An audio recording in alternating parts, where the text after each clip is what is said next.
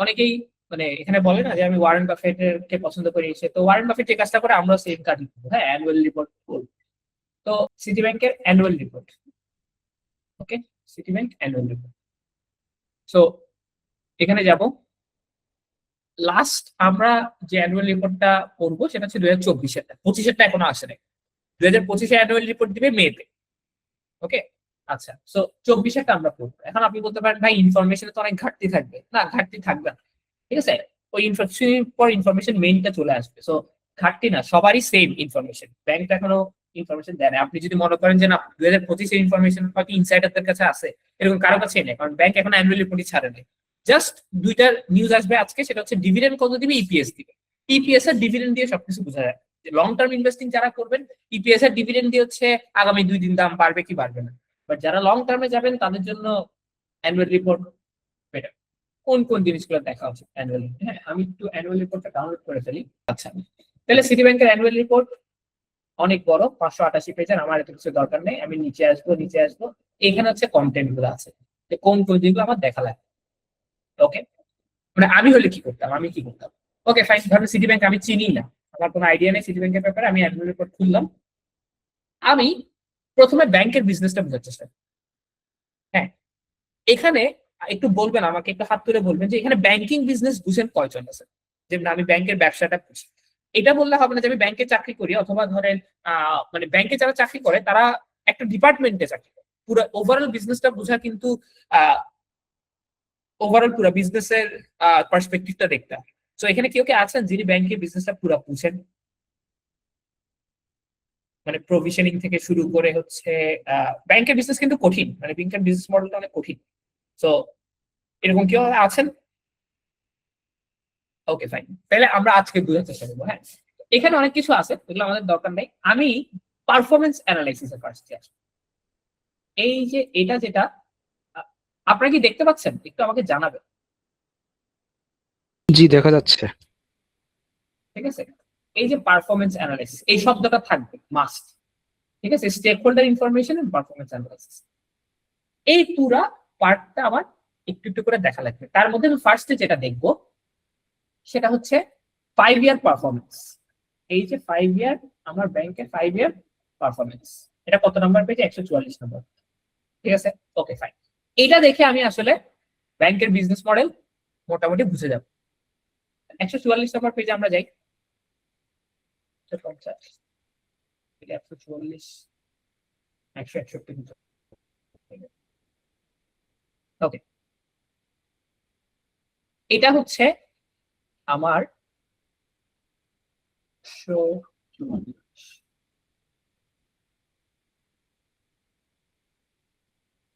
Just একটা annual report যদি ভালো করে পড়তে পারে, পড়া শিখেন, তাহলে জীবন ইজি হয়ে যাবে।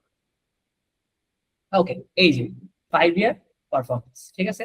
আচ্ছা, 5 ইয়ার পারফরমেন্সের প্রথমে ব্যালেন্স শিট আসে, ছোট করে ইনকাম স্টেটমেন্ট আসে, ক্যাপিটাল আসে, ক্রেডিট কোয়ালিটি আসে, এগুলো সব আসে। ওকে, রিটার্ন রেশিও, শেয়ার ইনফরমেশন, এগুলো সব আসে। আচ্ছা, এখন আপনি আমাকে জিজ্ঞেস করতে পারেন জিয়া ভাই, যে ব্যাংকে কি ওই 3টে স্টেটমেন্ট নাই, cash flow, income statement, balance sheet? হ্যাঁ আছে, ওটার ডিটেলসটাও আছে। এটা জাস্ট হচ্ছে পারফরমেন্স, মানে যেটা আমার দরকার। আমি যে কাজটা করব, ব্যাংকের একদম বেসিক মডেল কি বলেন তো। আমার থেকে ডিপোজিট নিবে, এই ডিপোজিটটা লোন হিসাবে দিবে, রাইট? এটা একদম ব্যাংকের বেসিক মডেল না?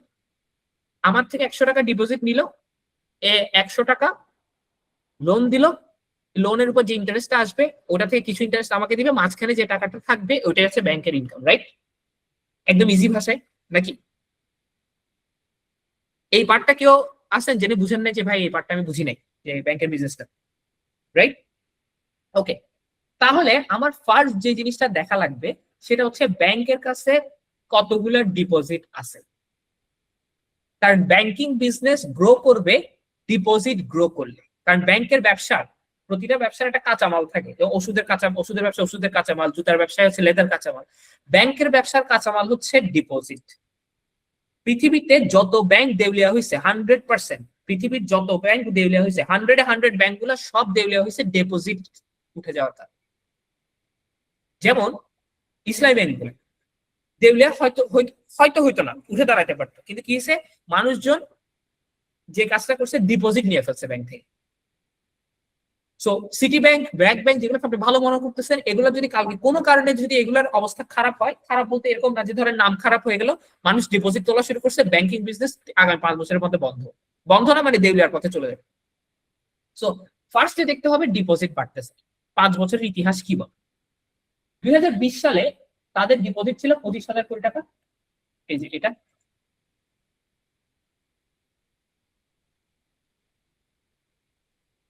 2020 সালে তাদের ডিপোজিট ছিল 25,000 কোটি টাকা, ঠিক আছে। এই যে 2021, 28,000, 2024-এ 51,000, মানে আপনার 5 বছরে ডিপোজিট ডাবল করছে। এত গ্রোথ সাধারণত হয় না। 5 বছরে ডিপোজিট ডাবল করা মানে অ্যারাউন্ড আপনার 15% গ্রো করছে ব্যাংকের ডিপোজিট, ঠিক আছে। এত ফাস্ট গ্রো করে না। এখন আপনি আমাকে একটু বলেন যে 2022 থেকে 23-এ 33,000 থেকে 39,000 কোটিতে আসছে, 6,000, এর আগেও 6,000 গ্রো করছে, এর আগেও 3,000 গ্রো করছে, এরকম মানে অল্প অল্প করে গ্রো করতেছে মোটামুটি 10 থেকে 12%। এমন কি হলো 23 থেকে 24-এ যে ব্যাংকের ডিপোজিট প্রায় একসাথে 12-13,000 কোটি টাকা গ্রো করছে সিটি ব্যাংকে? কেউ কি বলতে পারবেন কারণ কি? সিটি ব্যাংক অফশোর ব্যাংকিংটা চালু করছিল ওই সময় খুব সম্ভবত। না, হয় নাই। আর কেউ? ভাই অন্যান্য ব্যাংক গুলা এখানে খারাপ করছিল, ওই ডিপোজিট গুলা সব আর কি। এক্স্যাক্টলি 24 সালে যে আমাদের রাজনৈতিক পট পরিবর্তন হইলো, ঠিক আছে, পট পরিবর্তনে কি হইলো, অগাস্টে হয়েছে, এরপরে 4-5 মাস কি হইলো, 5 মাসে মানুষজন ব্যাংক থেকে টাকা তুলে, সব আজে বাজে ব্যাংক থেকে টাকা তুলেই কোথায় নিয়ে আসছে, ভালো ভালো ব্যাংক, ব্র্যাক ব্যাংক, সিটি ব্যাংকে নিয়ে আসছে, রাইট? এই জন্য এই গ্রোথটা হয়েছে। না হলে যদি 10% যদি গ্রো করতো তাহলে হয়তো 45-40,000 কোটি টাকাতে আসতো, বাট 5,000 কোটি টাকা এক্সট্রা চলে আসছে, কারণ এই গ্রোথটা হয়েছে। সো ব্যাংকিং এ আমি যেটা মনে করি যে ডিপোজিট, যেটা মোটামুটি ডিপোজিট তারা গ্রো করছে। ওকে, ফার্স্ট পজিটিভ পয়েন্ট, ব্যাংকের ডিপোজিট কিরকম। এখন একটা জিনিস দেখেন, একটা জিনিস এভারেজে কত, এগুলো এক্সেল শিটে বসালে সব চলে আসবে, এগুলো আহামরি কিছু না, এগুলো একদম ইজি ক্যালকুলেশন। 10%, 10%, 12% হারে গ্রো করছে কিনা, ডিপোজিট যদি 10-12% হারে গ্রো করতে পারে একটা ব্যাংক, ঠিক আছে, ডিপোজিট যেটা অ্যারাউন্ড বাংলাদেশের জিডিপি ছিল হচ্ছে 5-6%, জিডিপি ডাবল হারে ডিপোজিট গ্রো করতেছে, দ্যাট মিনস ওই ব্যাংকটাতে কিছু না কিছু আছে যেটার কারণে ডিপোজিটাররা ওই ব্যাংকে ভরসা করতেছে। তার মানে ওই ব্যাংকের গ্রোথ পারফেক্ট। একটা ব্যাংক 10% হারে ডিপোজিট গ্রো করা কিন্তু that's not a easy thing. আপনারা যারা ব্যাংকিং করেন জানেন, ঠিক আছে, এখানে যারা ব্যাংকার আছেন তারা বলতে পারবেন যে ডিপোজিট আনা কি পরিমাণ কষ্ট, ঠিক আছে। একটা ব্যাংকের ডিপোজিট আনা এত ইজি না, ঠিক আছে, মানুষের হাতে পায়ে ধরা লাগে ডিপোজিট করার জন্য। সো দেয়ার ইজ সামথিং, যে কারণে ওদের ব্র্যান্ড হোক যেটাই হোক, ভালো কিছু হচ্ছে বলে ডিপোজিট গ্রো করতেছে, ফাইন। আচ্ছা, ওকে, এই ডিপোজিটটা এখন আমরা লোন হিসেবে বাড়বে, ব্যাংক কি করবে, এই ডিপোজিটটা লোন হিসেবে বাড়বে, ঠিক আছে। সেকেন্ড আইটেম যেটা আমরা দেখবো সেটা হচ্ছে ব্যাংকের গ্রোথ দেখার জন্য হোয়াট অ্যাবাউট লোন, লোনের খবর। এই যে নিচে আছে লোনস এন্ড অ্যাডভান্সেস, আমি বলি 51,000 কোটি টাকা যদি ডিপোজিট থাকে, ব্যাংকে 51,000 কোটি টাকাই লোন দিয়ে দিবে, এটা কি হবে? আপনার না, এটা কি হবে? না, আচ্ছা, এটা করলে তো হবে না, তাহলে কারণ কিছু ক্যাশ তো রাখতে হবে, রাইট? এটা কি হ্যাঁ লিকুইডিটি, পাবলিকের জন্য পাবলিক ক্যাশ রাখতে হবে, ডিমান্ড ফিল আপ করার জন্য। ডিমান্ড ফিল আপ করার জন্য। আচ্ছা, তার মানে দিচ্ছে না। লোন দিছে কত? 44,000 কোটি টাকা 2024 সালে। 2020 সালে লোন দিছে কত? 26,000। 2024 সালে লোন দিয়েছে 44,000 কোটি টাকা। আচ্ছা, ওকে, ব্যাংকের ডিপোজিট যেরকম গ্রো করছে, ঠিক আছে, ব্যাংকের কিন্তু আপনার লোন বুকও মোটামুটি গ্রো করছে। একটা বিষয় আমি আপনাকে এখানে বলি, এখানে একটা জিনিস দেখতে পারতেছেন আপনারা যে কিরে, আপনি বললেন যে ডিপোজিটের চেয়ে বেশি লোন দিবে না, কিন্তু 2020-21 সালে 26,000 কোটি টাকা লোন দেওয়া হয়েছে, ডিপোজিট থেকেও বেশি, ঠিক আছে। এটা হচ্ছে 2020 সালে আপনার ডিপোজিট ছিল, এটা 2020 সালে ডিপোজিট আসছে, মানে ডিপোজিট ছিল ওদের কাছে, ঠিক আছে। ডাজন্ট মিন দ্যাট ব্যাংকের কাছে এক্সট্রা টাকা নেই, ব্যাংকের রিজার্ভে কিছু টাকা থাকে, সেটা বুঝছেন, ব্যাংকের কাছে রিজার্ভে কিছু টাকা থাকে, বন্ডে বরিং এ কিছু টাকা থাকে, এগুলো এক্সট্রা, বুঝছেন। এখন একটা জিনিস দেখার পালা, সেটা হচ্ছে আমার যে লোন, হ্যাঁ 2024 সালে কিন্তু ব্যাংক বেশি লোন দেন। ব্যাংক বেশি লোন না দেওয়ার কারণটা কি? হুইচ মিনস এখানে একটা স্ট্র্যাটেজিক ডিসিশন ব্যাংক নিছে কি, 2024 সালের অর্থনীতি সবচেয়ে খারাপ অর্থনীতি ছিল, সবচেয়ে খারাপ অর্থনীতি বাংলাদেশে 2024-25 সালে। ব্যাংক যদি এই জিনিসটা বুঝতে পারে, এই জন্যই বেশি লোন দেয় না, কারণ ব্যাংক চিন্তা করতেছে যে এই সময় যদি আমি লোন অ্যাগ্রেসিভলি দেওয়া শুরু করি, এখন মানুষের অবস্থা ভালো না, অ্যাগ্রেসিভলি যদি লোন দেওয়া শুরু করি আমার এই লোন গুলো ডিফল্ট হওয়ার চান্সেস বেশি, রাইট? সো এখানে বোঝা যাচ্ছে ব্যাংকের স্ট্র্যাটেজিক কি অবস্থা মোটামুটি ভালো ছিল। ওকে, এরপরে আমার যে জিনিসটা দেখতে হবে অ্যাডভান্স টু ডিপোজিট রেশিও। ঠিক আছে, advance to deposit ratio. Advance to deposit ratio মানে হচ্ছে কতটুকু ব্যাংক ইনভেস্ট করছে। ইনভেস্ট মানে কি? ব্যাংকের জন্য ইনভেস্টমেন্ট হচ্ছে লোন, ব্যাংকের জন্য অ্যাসেট হচ্ছে লোন, লাইবিলিটি হচ্ছে ডিপোজিট। ব্যাংকের ক্ষেত্রে উল্টা, কারণ ব্যাংকের জন্য লাইবিলিটি গুলো হচ্ছে দায়, এগুলো মিটাইতে হবে, ডিপোজিটের থেকে দিতে হবে, আর যেটা থেকে ইনকাম আসবে সেটা হচ্ছে অ্যাসেট। ব্যাংকের ইনকাম আসে কোথা থেকে? লোন থেকে। তো এখন এখানে দেখতে হবে যে ডিপোজিটের তুলনায়, ব্যাংকের টোটাল ডিপোজিটের তুলনায়, ঠিক আছে, লোন অ্যাডভান্সেস কতটুকু দেওয়া হয়েছে। হ্যাঁ 2020 সালে ছিল এটা আপনার 77%। ওকে, মানে প্রতি 100 টাকার ডিপোজিটের এগেইনস্টে ব্যাংক 77 টাকা লোন দিছে। 2021 সালে এটা 84-তে চলে আসছে, 22-এ 83-তে, 23-এও 83-তে, মানে 2021 থেকে 23-এর মধ্যে ব্যাংক কিন্তু এগ্রেসিভলি লেন্ডিংটা করছে, মানে একটু লেন্ডিং বাড়াইছে, মানে লোন দেওয়াটা বাড়াইছে। কেন? কারণ 21, 22, 23-এ আমাদের অর্থনীতি মোটামুটি ভালো ছিল, আমাদের অর্থনীতি খারাপ হওয়া শুরু করছে 23-এর পর থেকে। হ্যাঁ 24-25-এ আমাদের অর্থনীতি সবচেয়ে খারাপ ছিল, এই জন্যই কি করছে হঠাৎ করে 24-এ এসে তারা এটা খুবই নিচে নিয়ে আসছে। আর একটা কারণ হইতে পারে, ঠিক আছে, একটা সাথে একটা লিঙ্ক করতে হবে। আমি যেমন চিন্তা করি, আমার এখানে প্রশ্ন হচ্ছে কেন নিয়ে আসছে, ঠিক আছে। এবার আসবে হচ্ছে আরেকটা ইম্পর্টেন্ট টার্ম, সেটার নাম হচ্ছে এনপিএল রেশিও। ঠিক আছে, এনপিএল রেশিও। এনপিএল রেশিও মানে হচ্ছে ঋণ খেলাপি। এই যে এনপিএল রেশিও শব্দের অর্থ হচ্ছে আপনার ঋণ খেলাপি। ওকে ওকে, ঋণ খেলাপি। ওকে, ঋণ খেলাপি মানে কি? ঋণ খেলাপি মানে হচ্ছে 100 টাকা যে ব্যাংক লোন দিছে তার মধ্যে কত পার্সেন্ট লোন ব্যাংকের ডিফল্ট হয়ে গেছে। ডিফল্ট মানে এই লোনটা আর কোনোদিন ফেরত আসবে না, বুঝছেন? হয়তো ব্যবসা দেউলিয়া হয়ে গেছে, না হলে হচ্ছে ধরেন মালিক পালাইছে, না হলে এমনও হইতে পারে যে ব্যাংক যে পরিমাণ মানে মর্টগেজ নিছে ওইটা সাফিসিয়েন্ট না। ঠিক আছে, একটা জিনিস দেখেন, 2024 সালে সাধারণত ব্যাংকের 10,000 কোটি টাকা, সরি 1,000 কোটি টাকা, 1300 কোটি টাকা, 1300 কোটি টাকা, 1400 কোটি টাকা, হঠাৎ করে 2024 সালে 1600 কোটি টাকা হয়ে গেছে তাদের ডিফল্ট করছে। পার্সেন্টেজে দেখেন, পার্সেন্টেজ কিন্তু 3.7%। আপনি এখন বলতে পারেন যে জিয়া ভাই এর আগের সময় পার্সেন্টেজ বেশি ছিল, রাইট? এর আগের সময় পার্সেন্টেজ বেশি ছিল, এখন তো কমছে। না, কমে নেই। জিনিসটা কি হয়েছে? Percentage of NPL over total loan, ঠিক আছে, টোটাল লোনের মধ্যে আপনার কাছে কম লাগছে, কারণ লোনের সংখ্যা একটু বাড়ছে, লোনের সংখ্যা একটু বাড়ছে ওই জন্য। কিন্তু আপনি যদি ফিগার দেখেন, ফিগার অনুযায়ী কিন্তু টাকার মান বেড়ে গেছে, মানে টাকা লোনের অ্যামাউন্টটা, ডিফল্ট লোনের অ্যামাউন্টটা বাড়ছে, যে কারণে তারা সেই বছর লোনের রেশিও কমায় আছে, অ্যাগ্রেসিভ লেন্ডিং করে নেয়। ওকে, আচ্ছা ফাইন, ওকে, আমি এটা বুঝলাম। এতটুকু আপনাদের ক্লিয়ার হয়েছে? এতটুকু সবাই বুঝছেন? আচ্ছা, এবার প্রশ্ন হচ্ছে এনপিএল রেশিও। এনপিএল রেশিও খুব ইম্পর্টেন্ট। দেখেন ইন্টারন্যাশনালি ওয়ার্ল্ড ব্যাংকের ডাটা অনুযায়ী যেসব ব্যাংকের এনপিএল রেশিও ওয়ার্ল্ড ওয়াইড 5%-এর নিচে, হ্যাঁ সেসব ব্যাংককে গ্লোবালি মানে সবচেয়ে গুড পারফর্মিং ব্যাংক বলা হয়, বেটার পারফর্মিং ব্যাংক বলা হয়। বেস্ট তো কাউকে বলা হয় না, বেটার পারফর্মিং বলা হয়। ঠিক আছে, শুধু বাংলাদেশ হোক, আমেরিকা হোক, ইন্ডিয়া হোক, যেখানে হোক 5%-এর নিচে। এখন এনপিএল রেশিও কখনই 0% হইতে পারে না, এটা এরকম হলে ব্যাংকিং চলবে না, অ্যাটলিস্ট 1-2% থাকবে। 5%-এর নিচে যাদের তাদেরকে সবসময় ভালো বলা হয়, মোটামুটি ভালো বলা। ওকে, আচ্ছা 5%-এর নিচে, সবসময় তারা কিন্তু 5%-এর নিচে কন্টিনিউ করছে। এরকম খারাপ অবস্থায়ও কিন্তু তাদের লোন বেশি ডিফল্ট হয় না, মানে প্রতি 100 টাকার মধ্যে 5 টাকার নিচে লোন ডিফল্ট হয়েছে।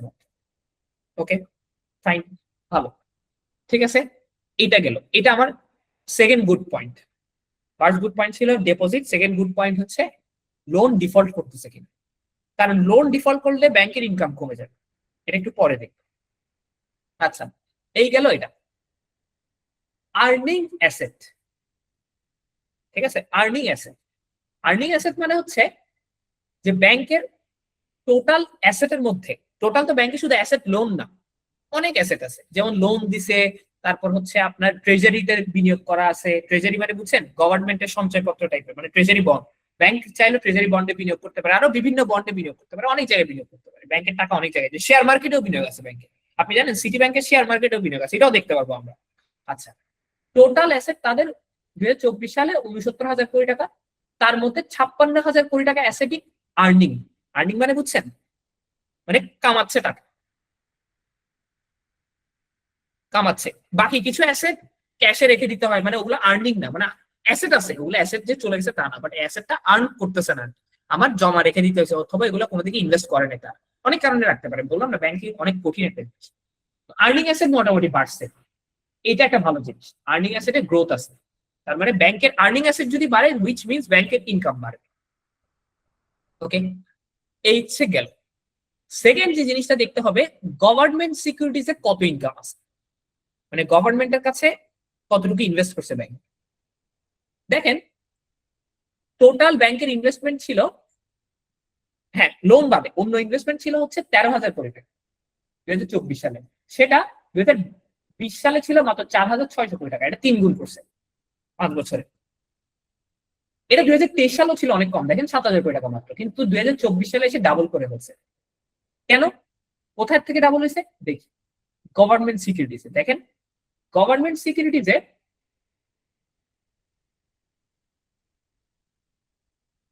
সিকিউরিটিজে দেখেন, মানে সঞ্চয় গভর্নমেন্টের কাছে মাত্র গভর্নমেন্ট সিকিউরিটিজ এর আগে ছিল 42, মানে 4,200 কোটি, 4,800 কোটি, 5,200 কোটি, 6,300 কোটি। এই বছর 2024 সালে হঠাৎ করে গভর্নমেন্টের কাছে 12,000 কোটি টাকা ইনভেস্ট করছে, বেশি, 6,000 কোটি টাকা বেশি গত বছরের তুলনায়, 23-এর তুলনায় 24। হ্যাঁ, টোটাল টোটাল ইনভেস্টমেন্টের তুলনায় আপনার এবার 92%, মানে বিগত 3 বছরের থেকে বেশি 24-এ। কেন একটু বলেন তো, কেউ বলতে ওই পারবেন? যে লোন মানে অর্থনীতি যেহেতু সংকুচিত হচ্ছিল, বিজনেস এক্সপান্ড হচ্ছিল না, ওরা লোন দিতে পারছিল না, সেটার জন্য ওরা সিকিউরিটিতে ইনভেস্ট করেছে। আচ্ছা গুড, মানে হাফ 50% বলছে ফরহাদ ভাই, আর আর বাকিটা আমি সব পুরোটা বলি। দেখেন, ব্যাংকের কাজ হচ্ছে প্রফিট করা। আমি একটা বলি, ব্যাংকিং মডেল এত সুন্দর একটা জিনিস, যে সুন্দর বলতে ব্যবসার মধ্যে একটা সুন্দর জিনিস, ঠিক আছে। সো এমনি কিন্তু শরিয়া ভিত্তিক না, কিন্তু একটা জিনিস বলি, অর্থনীতির যে অবস্থা হবে, আজকে একটা কথা মাথায় রাখবেন, অর্থনীতির যা অবস্থা হবে, bank will always earn money. Good banks, আপনার অর্থনীতি খারাপ হোক ভালো হোক, banks will always be favourable two earning money. Good banks. কেন আমি আপনাকে বলবো, ব্যাংক অর্থনীতি সংকুচিত হচ্ছে, যেমন ফরহাদ ভাই যেটা বলবো, যে 2021-20 থেকে 2025-এর মধ্যে 24-এর মধ্যে অর্থনীতির খুব একটা গ্রোথ হয় নাই। রাশিয়া ইউক্রেন যুদ্ধ, ইরান ইসরায়েল যুদ্ধ, তারপর এই 2024-25 সালে ইরান ইসরায়েল যুদ্ধ, তারপর হচ্ছে যে কোভিড এর কারণে 2020 থেকে 22 চলে গেছে, আবার 23 থেকে 24 চলে গেছে, 2 বছর চলে গেছে রাশিয়া ইউক্রেন যুদ্ধে। তো এমন সময় যখন অর্থনীতি সংকুচিত হয়, তখন আপনার বাংলাদেশ ব্যাংকের ইন্টারেস্ট রেট বাড়ে, মানে সেন্ট্রাল ব্যাংকের ইন্টারেস্ট রেট বাড়ে। সেন্ট্রাল ব্যাংকের যারা অর্থনীতি জানে একটু পড়বেন, দেখবেন যে অর্থনীতিকে সংকুচিত করার সিস্টেম হচ্ছে সেন্ট্রাল ব্যাংকে ইন্টারেস্ট রেট বাড়ানো, পলিসি রেট যেটা বলে। ওকে, এখন ব্যাংক দেখতেছে যে প্রাইভেট ইনভেস্টমেন্ট করে কোনো লাভ হচ্ছে না এখন, কারণ এখন কোম্পানিগুলো মানে ম্যাক্সিমাম বিজনেস গুলো লোনটা ডিফল্ট করতেছে, ঠিক আছে, এখন ওখানে রিস্কি। আচ্ছা, ব্যাংকের কাছে টাকা আছে, ব্যাংক তো আর টাকাটা ফেলে রাখতে হবে না, কারণ আপনাকে ইন্টারেস্ট দিতে হবে, ব্যাংকেরও টাকা কামাইতে হবে, এই টাকাটাকে ওদের কি কাজে লাগাইতে হবে, ডিপোজিটের টাকাটাকে। ব্যাংক দেখতেছে গভর্নমেন্ট 9 থেকে 10% দিচ্ছে রিস্ক ফ্রি, গভর্নমেন্টের ট্রেজারি বন্ড 9 থেকে 10% দিচ্ছে রিস্ক ফ্রি, বেসিক্যালি পুরো রিস্ক ফ্রি, কারণ গভর্নমেন্টে তো কোনো রিস্ক ফ্রি নেই। কারণ কি, গভর্নমেন্ট কি করবে, টাকা ছাপায় আপনাকে ইন্টারেস্ট দিবে, গভর্নমেন্ট হচ্ছে সবচেয়ে সেফেস্ট। যতদিন পর্যন্ত দেশ দেউলিয়া হচ্ছে না, দেশ দেউলিয়া না হলে গভর্নমেন্টের সিকিউরিটি সবচেয়ে সেফেস্ট, যেমন সঞ্চয়পত্র সবচেয়ে সেফেস্ট, এফডি থেকেও সঞ্চয়পত্র সেফেস্ট, গভর্নমেন্ট কি আপনাকে টাকা ছাপাই দিবে। সো ব্যাংকগুলা কি করছে, তাদের এই টাকাটা গিয়ে গভর্নমেন্টের সিকিউরিটিজে ঢুকে দিচ্ছে। এবার বুঝতে পারছেন, ক্লিয়ার হইল বিষয়টা? ঠিক আছে, ওকে, এটা একটু নোট করবেন যে গভর্নমেন্টের সিকিউরিটিজে ব্যাংক টাকা ঢুকাইছে বেশি। এটা একটু পরে রিলেট করবো আমরা, ঠিক আছে? এটা একটু নোট করবেন যে সিকিউরিটিজ এর হিসাবটা। আচ্ছা, গেল, ওকে। এখন যে জিনিসটা আমার জন্য ইম্পর্টেন্ট সেটা হচ্ছে, দেখেন ব্যাংকের ইনকাম আসবে ইন্টারেস্ট থেকে, ঠিক আছে? আচ্ছা, কেউ কাসা অ্যাকাউন্টের নাম শুনছেন? কাসা, মানে আপনারা যে অনেকে ব্যাংকে যান, কাসা অ্যাকাউন্টের নাম শুনছেন? CASA, কাসা। আচ্ছা, আমাদের সাথে বিধান ভাই আছেন, বিধান ভাই একটু বলবেন কাসা অ্যাকাউন্টটা কি? এটা কি ভাই অন্য নামে ডাকে? কাঁচা? Current account and savings account. হ্যাঁ, কারেন্ট অ্যাকাউন্ট হচ্ছে যেটা আমরা কাস্টমার থেকে যে ডিপোজিটটা নিচ্ছি, এটা তো ধরেন আমরা কোনো ইন্টারেস্ট পে করি না, শুধু হচ্ছে যে আমরা ওনার কথা সার্ভিস। কিন্তু মাইন্ড করবেন একটা জিনিস, উনি ফার্স্টে কি বলছে, কারেন্ট অ্যাকাউন্টে ওনারা কোনো ইন্টারেস্ট পে করেন, দেন হ্যাঁ, আমরা হচ্ছে সার্ভিসটা দিয়ে থাকি, কাস্টমার যে কোনো পরিমাণ টাকা নিতে পারে বা টিজিএস করতে পারে বা ক্লিয়ারিং করতে পারে। আর সেভিংস এর ধরেন আমাদের ব্যাংক 3.5% আর ইন্টারেস্ট দিচ্ছে। তো এখানেও একটা ক্যালকুলেশন থাকে যে সে টোটাল যদি 1 লাখ টাকা থাকে, এক মাসে সে 1/3 পরিমাণ নিতে পারবে। যদি 1/3 এর পরে নেয় তখন সেই মাসে আর ইন্টারেস্ট পারবে না। এটা সফটওয়্যার ক্যালকুলেশন অটোমেশন করে দেয়। আচ্ছা, আর একটা আছে এসএনডি আছে, যেটা এসএনডি তো ইন্টারেস্ট পাবে, কিন্তু ওটা একটা নির্দিষ্ট পরিমাণে লেনদেন করতে পারে। এসএনডি মানে হচ্ছে short term notice deposit, short short notice notice deposit. Deposit. আচ্ছা, ওই এসএনডি তে আমরা যাবো। আচ্ছা, কাসাতে আমি থাকি। দেখেন কাসা থেকে কি বুঝছেন, কাসা মানে হচ্ছে কাসা যে অ্যাকাউন্ট গুলো, এগুলোতে ব্যাংক কোনো ধরনের ইন্টারেস্ট দেন, জাস্ট নমিনাল কিছু ইন্টারেস্ট দেয়, ওটা কোনো ইম্পর্টেন্ট কিছু না। আপনি যদি এখন ফিক্সড ডিপোজিট করেন, আপনি ব্যাংকে ইন্টারেস্ট পাবেন 8.5-9% মতো, কাসা অ্যাকাউন্ট খুললে মাত্র 2-3%, রাইট? সবাই বিধান বিধান ভাই একজন ব্যাংকার, সবাই বিধান ভাইয়ের কথা থেকে এই জিনিসটা বুঝছেন, বুঝতে পারছেন? ক্লিয়ার? আচ্ছা, ফাইন। তাহলে চিন্তা করে দেখেন, একটা ব্যাংক যদি কাসা অ্যাকাউন্ট বেশি বাড়াইতে পারে, তাহলে ওই ব্যাংকের ইন্টারেস্ট ইনকামটা বাড়বে না? নিজেই চিন্তা করে দেখেন আপনারা। অবশ্যই বাড়বে, ইন্টারেস্ট ইনকাম না, নন ইন্টারেস্ট ইনকাম বাড়বে। ইনকাম না, ইন্টারেস্ট ইনকাম বাড়বে, নন ইন্টারেস্ট ইনকাম না। বুঝার চেষ্টা করেন, দেখেন আমার যদি কাসা অ্যাকাউন্ট না থাকে, আমার যদি বেশিরভাগই ফিক্সড ডিপোজিট অ্যাকাউন্ট থাকে, তাহলে আমার ফিক্সড ডিপোজিট অ্যাকাউন্টে কিন্তু আমার 8 টাকাই ইন্টারেস্ট দিতে হচ্ছে, আর আমি তো লোন থেকে নিতে পারতেছি 12 টাকা। আচ্ছা, এখন যদি আমার ফিক্সড ডিপোজিট অ্যাকাউন্ট যদি কম থাকে, কাসা অ্যাকাউন্ট বেশি থাকে, তাহলে আমার কাসা অ্যাকাউন্টে তো ইন্টারেস্ট কম দিতে হচ্ছে, আর এই কাসার টাকাটা তো আমি লং মানে লোনে বিনিয়োগ করতে পারতেছি, ওখান থেকে তো আমি 12 টাকাই নিচ্ছি, ওখান থেকে তো আমি কম নিচ্ছি না, কাসাকে দিচ্ছি কিন্তু কম। বিষয়টা বুঝছেন? কাসাকে দিচ্ছি কিন্তু আমি কম। যেমন কারেন্ট অ্যাকাউন্টে আপনি একটা জিনিস চিন্তা করে দেখেন, ধরেন আমাদের ব্যাংকে 1 লাখ কারেন্ট অ্যাকাউন্ট আছে, 1 লাখ কোটি টাকা, সাপোজ 1 লাখ টাকা কারেন্ট আছে, হচ্ছে কারেন্ট অ্যাকাউন্টে 1 লাখ টাকা সেভিংস আছে। হ্যাঁ, এই কারেন্ট অ্যাকাউন্টের 1 লাখ টাকা সেভিংস আমি ফুল দিয়ে দিব। 1 লাখ টাকার মধ্যে আমি আপনার 50,000 টাকা আমি কি করছি, লোন দিয়ে দিছি। ওই লোন যেটা দিচ্ছি সেটা থেকে আমি 10% নিবই। তাহলে চিন্তা করে দেখেন, 50,000 টাকা থেকে আমি 10% মানে 5,000 টাকা আমি ইন্টারেস্ট পাইছি। এই 5,000 টাকা কি আমার কারেন্ট অ্যাকাউন্টে যারা দিছে আমাকে ডিপোজিটের টাকা, তাদেরকে কি ইন্টারেস্ট দিতে হচ্ছে? আমার না, দিতে হচ্ছে না। তার মানে বুঝতে পারছেন? হ্যাঁ, যে চিন্তা করে দেখেন, আপনার টাকাটাকে খাটায় আমি ইনকাম কিন্তু ফিক্স করে ফেলছি, আমার ফিক্সড ইনকাম করে ফেলছি, কিন্তু আপনাকে এই টাকাটা দিব। বিষয়টা বুঝছেন? সো বিষয়টা হচ্ছে যে, আচ্ছা বিধান ভাই একটু মিউট করবেন, বাকিদের ডিস্টার্ব করতে পারে। ওকে, থ্যাংক ইউ। সো এটা হচ্ছে গেম। সো যে ব্যাংকের কাসা অ্যাকাউন্ট বেশি, মানে বেশি বলতে একদম এক্সেস সবগুলা কাসা অ্যাকাউন্ট খুলে হবে না, কাসার একটা রেঞ্জ আছে, আমি বলে দিব। যে ব্যাংকের কাসা অ্যাকাউন্ট বেশি, মোটামুটি রেঞ্জের মধ্যে আছে, ওই ব্যাংকে আপনার স্ট্রং ইন্ডিকেটর বলা হয়। ওই ব্যাংকের লিকুইডিটি ম্যানেজমেন্ট ভালো, ওই ব্যাংকের নেট ইন্টারেস্ট মার্জিন ভালো হবে। বুঝছেন? দেখেন কাসা অ্যাকাউন্ট যদি 30% এর উপরে থাকে, মানে প্রতি 100 টাকার মধ্যে যদি 100 টাকা ডিপোজিটের মধ্যে যদি 30 টাকার ডিপোজিট যদি কাসা অ্যাকাউন্ট থেকে আসে, ঠিক আছে, তার মানে হচ্ছে ব্যাংকটা মোটামুটি ভালো স্ট্রং পজিশনে আছে, ব্যাংকের ইন্টারেস্ট ইনকাম খুব বেশি কমবে না, ব্যাংকের ইন্টারেস্ট ইনকাম মার্জিন বাড়তে থাকবে। দেখেন সিটি ব্যাংকের কাঁচা অ্যাকাউন্ট কিন্তু সবসময় 40 থেকে 50% ছিল। এই যে CASA account, CASA as a percentage of total deposits, CASA as a percentage of total deposits. তার মানে প্রতি 100 টাকার মধ্যে, প্রতি 100 টাকা ডিপোজিটের মধ্যে 40 টাকা, 45 টাকা, 50 টাকা হচ্ছে সিটি ব্যাংকের কাঁচা অ্যাকাউন্ট, মানে কাঁচা কাঁচা ডিপোজিট। এই কাঁচা ডিপোজিটের সিটি ব্যাংকে কোনো কি দিচ্ছে না, কোনো ইন্টারেস্টই দিচ্ছে না। বিষয়টা বুঝছেন? সো এই জিনিসটা করতে হবে 30 থেকে 50। আবার অনেক ব্যাংকে দেখবেন যে সব যদি 100 কাঁচা হয়ে যায় তাহলে তো হবে না, তাহলে ব্যাংক চলবে না, লিকুইডিটি ক্রাইসিসে ভুগবে।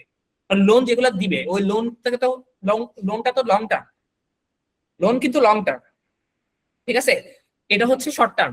কেউ যদি কাঁচার অ্যাকাউন্ট যেটা, ওটা তো এখন ফিক্সড ডিপোজিট, ওটা থেকে মানুষ প্রতিদিন টাকা তুলবে, তো তখন ব্যাংকের কাছে টাকা থাকবে না দেওয়ার মতো, এটাকে বলা হচ্ছে লিকুইডিটি ক্রাইসিস। সো এটা করা যাবে না। ওকে, এখন কাঁচা অ্যাকাউন্টের দিক থেকে ব্যাংক মোটামুটি ভালো অবস্থায় আছে। এবার আসি ইনকাম স্টেটমেন্ট, এবার আসি ব্যাংকের ইনকাম স্টেটমেন্ট। এতক্ষণ পর্যন্ত আমি ব্যালেন্স শিট দেখতেছি, ঠিক আছে? তো ব্যালেন্স শিটে প্রথমে যেটা দেখছি আমরা, ডিপোজিট বাড়ছে কিনা, ডিপোজিট বাড়া মানে ব্যাংক গ্রো করছে। তারপর হচ্ছে আপনার এনপিএল রেশিও কেমন ছিল, নন পারফর্মিং লোন রেশিও কেমন ছিল, ব্যাংক লোন বাড়াইছে, বাড়ানোর পরেও কিন্তু এনপিএল রেশিও মেনটেন করতে পারছে, উইচ মিনস অ্যাগ্রেসিভলি খারাপ জায়গায় লোন দেয় না। ওকে, আরেকটা বিষয় হচ্ছে মানে গভর্নমেন্ট সিকিউরিটিজ থেকে কত মানে কেমন ইনভেস্ট করবে। আচ্ছা, এবার আসি net interest income. Net interest income মানে কি? নেট ইন্টারেস্ট ইনকাম না, শুধু net interest income. Net interest income কিভাবে আসে? টোটাল কত ইন্টারেস্ট আসছে ব্যাংক, মানে ব্যাংকের কাছে আসছে, কত ইন্টারেস্ট ব্যাংক ডিপোজিটরদেরকে দিয়ে দিছে, এই দুইটা প্লাস, এই দুইটা মাইনাস করলে, একটা থেকে একটা মাইনাস করলে যেটা আসবে সেটা হচ্ছে নেট ইন্টারেস্ট ইনকাম। যেমন ব্যাংক যদি 100 টাকা ইন্টারেস্ট পায়, 80 টাকা ইন্টারেস্ট ডিপোজিটরদেরকে দিয়ে দেয়, বাকি 20 টাকা যেটা, এটাই হচ্ছে ব্যাংকের মূল ইনকাম, যেটাকে আমরা নেট ইন্টারেস্ট ইনকাম। ফাইন, ওকে, ঠিক আছে। আচ্ছা, এখন প্রথম লাইনে আসে, ব্যাংকের মেইন ইনকাম শুরু হবে নেট ইন্টারেস্ট ইনকাম থেকে।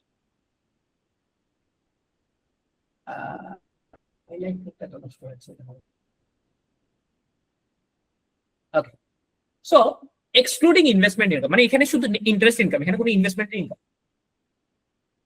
দেখেন ব্যাংকের নেট ইন্টারেস্ট ইনকাম ছিল 836 কোটি টাকা 2020 সালে, 2024 যেটা হয়ে গেছে 1450 কোটি টাকা, মানে অ্যারাউন্ড ডাবল। 5 বছরে ডাবল করছে, 5 বছরে ডাবল করছে। কারণ কি ডাবল করার কারণ কি? কারণ ব্যাংকের আর্নিং অ্যাসেট বাড়ছে। বুঝতে পারছেন? This is a very good sign, net interest income বাড়াটা। এই নেট ইন্টারেস্ট ইনকামটা বাড়তো না যদি কাঁচা অ্যাকাউন্ট কমে যায়। কাঁচা অ্যাকাউন্ট কমে গেলে ব্যাংক সবসময় লিকুইডিটি ক্রাইসিস চলে যেত, নেট ইন্টারেস্ট ইনকামটা বাড়তো না। সো নেট ইন্টারেস্ট ইনকাম বাড়াটা is a very good thing. Fine, সবচেয়ে বেশি গ্রোথ আসছে কোত্থেকে পরে দেখতেছি। এবার আমি নেক্সট একদম লাস্ট লাইনে চলে আসবো, যে নেট প্রফিট কত হয়েছে ব্যাংকের, এটাই হচ্ছে আমাকে ডিভিডেন্ড হিসাবে দিবে, এখান থেকে টাকা আমাকে ডিভিডেন্ড হিসাবে দিবে, ঠিক আছে? নেট প্রফিট কত হয়েছে? 2020 সালে ব্যাংকের নেট প্রফিট ছিল, মানে টোটাল ব্যাংকটা প্রফিট করছে 401 কোটি টাকা। 2024 এসে ব্যাংকের প্রফিট হয়ে গেছে 1085 কোটি, ডাবল। হ্যাঁ, মানে 2023 থেকে 23-এও কিন্তু এত বেশি বাড়ে নাই, মানে মোটামুটি বাড়তেছিল ব্যাংকের ইনকাম, স্টেডিলি বাড়তেছিল, বাট তাও গ্রোথ ঠিক আছে। 23-এ 2000 যেখানে 615 কোটি টাকা ছিল, সেটা হঠাৎ করে 1085 কোটি টাকা হয়ে গেছে, হঠাৎ করে 23 থেকে 24-এ। ওকে, একটা জিনিস নোট করতে বলছিলাম, কি কোন জিনিসটা নোট করতে বলছিলাম আপনাদেরকে বলেন তো কেউ? Government security. গভর্নমেন্ট সিকিউরিটিজ, হ্যাঁ, আচ্ছা, okay fine. Government securities, government securities একটু মানে অবিশ্বাস্য হারে বাড়ছে না 23 থেকে 24-এ? নোট করছেন আপনারা, রাইট? তাই না? আচ্ছা, দেখেন ব্যাংকের বিগত বছরগুলোতে 2020 থেকে 24-এ ইনভেস্টমেন্ট ইনকাম ছিল 343 কোটি টাকা, 257, 360, 471। 2024-এ এসে ব্যাংকের ইনভেস্টমেন্ট ইনকাম হয়ে গেছে 1600 কোটি টাকা। 23 থেকে 24-এ 400, মানে 4 গুণ বাড়ছে, 400%, 400% মানে 4 গুণ। এবার বুঝছেন কেন নোট করতে বলছি গভর্নমেন্ট সিকিউরিটিজ একটা? বুঝতে পারছেন? হ্যাঁ, দ্যাট ইজ বিকজ গভর্নমেন্টের ব্যাংক কি করছে, গভর্নমেন্টের ট্রেজারি বন্ডে বিনিয়োগ করে রাখছে। ওখান থেকে এবার মেইন ইনকামটা আসছে। তার মানে এই যে 600 থেকে 1000 কোটি টাকা যে নেট প্রফিটটা হয়েছে, এটার সবচেয়ে বড় ধাক্কাটা কে দিছে বলেন তো? নেট ইন্টারেস্ট ইনকাম নাকি ইনভেস্টমেন্ট ইনকাম? Interest income. না, ইনভেস্টমেন্ট ইনকাম। ব্যাংকের জন্য তো ইনভেস্ট। হ্যাঁ, ব্যাংকের জন্য ইনভেস্টমেন্ট ইনকাম, তাই না? ইনভেস্টমেন্ট ইনকাম মানে তার মানে বেসিক্যালি ট্রেজারি বন্ড থেকে আসছে, রাইট? এই প্রফিটটা মানে যে প্রফিটের ধাক্কাটা, এটা যে কোর ব্যাংকিং, মানে ব্যাংকিং এর কাজ কি? লোন দেওয়া, ঠিক আছে? সো এটা কোর ব্যাংকিং থেকে কিন্তু আসে নাই, এটা আসছে সাইড ব্যাংকিং থেকে, কোর ব্যাংকিং থেকে না। কোর ব্যাংকিং থেকে আসলে নেট ইন্টারেস্ট ইনকাম বাড়ে, নেট ইন্টারেস্ট ইনকামও বাড়ছে, বাট ওরকম হাই জাম্প দেয়। হাই জাম্প দিছে হচ্ছে এখানে ইনভেস্টমেন্ট ইনকাম। তার মানে সিটি ব্যাংকের লাস্ট 3 বছরের যে গ্রোথ, হ্যাঁ, এই গ্রোথের পিছনে সবচেয়ে বড় হাত কার? সরকারি ট্রেজারি বন্ডগুলো, রাইট? ঠিক আছে। আচ্ছা, নন ইন্টারেস্ট ইনকাম যেটা, এখানে আরেকটা জিনিস দেখবেন, নন ইন্টারেস্ট ইনকাম। নন ইন্টারেস্ট ইনকাম মানে হচ্ছে কার্ডের ফি, ব্যাংকের ফি, চেক বইয়ের ফি, এই সে হাবিজাবি যেগুলো আছে আর কি, ঠিক আছে? ওগুলো হচ্ছে নন ইন্টারেস্ট ইনকাম। এটা বাড়াও অনেক ইম্পর্টেন্ট। এটা বাড়া মানে হচ্ছে ব্যাংকের সার্ভিস থেকে ইনকাম বাড়তেছে। সো এটা 493 কোটি টাকা ছিল 2020 সালে, এটা 843 কোটি টাকা হচ্ছে, মানে ক্রেডিট কার্ডের ফিস টিস বাড়ছে, মানে ক্রেডিট কার্ডটা নিচে মানুষ, ঠিক আছে? এটা মানে হচ্ছে ব্যাংকের সার্ভিস থেকে ইনকাম হচ্ছে। ওকে, আচ্ছা, এই তিনটা মিলাই ব্যাংকের অপারেটিং ইনকাম দাঁড়াচ্ছে 3900 কোটি টাকা। ওকে, ফাইন, তিনটা মিলাই ব্যাংকের অপারেটিং ইনকাম 3900 কোটি টাকা। আচ্ছা, অপারেটিং এক্সপেন্স মানে যে ব্যাংকের যে বেতন টেতন সবগুলা হিসাব, ঠিক আছে? হ্যাঁ, এটা হচ্ছে 1600 কোটি টাকা।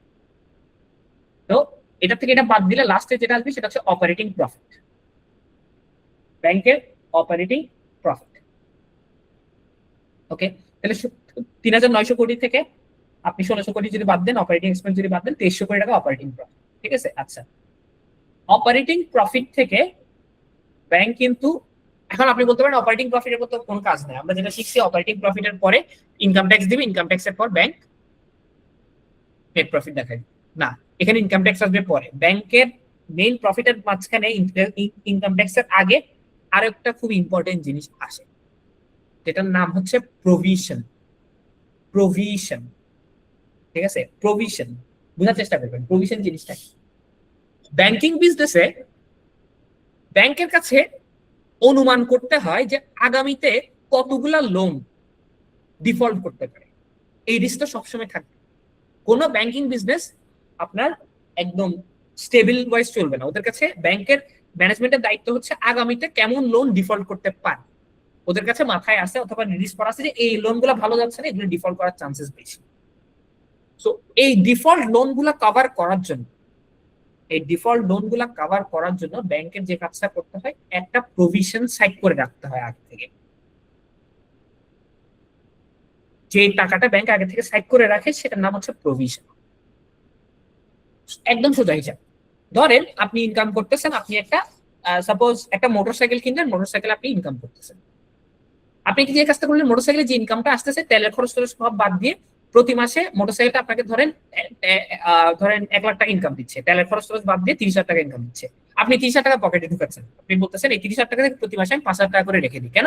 কারণ যে কোনো সময় মোটরসাইকেলটা যদি নষ্ট হয়ে যায়, ঠিক আছে, আমি ওই যে টাকাটা রেখে দিচ্ছি 5,000, 6,000, 10,000 করে করে, ওইটা আমি ইউজ করতে পারবো রিস্কের টাইম।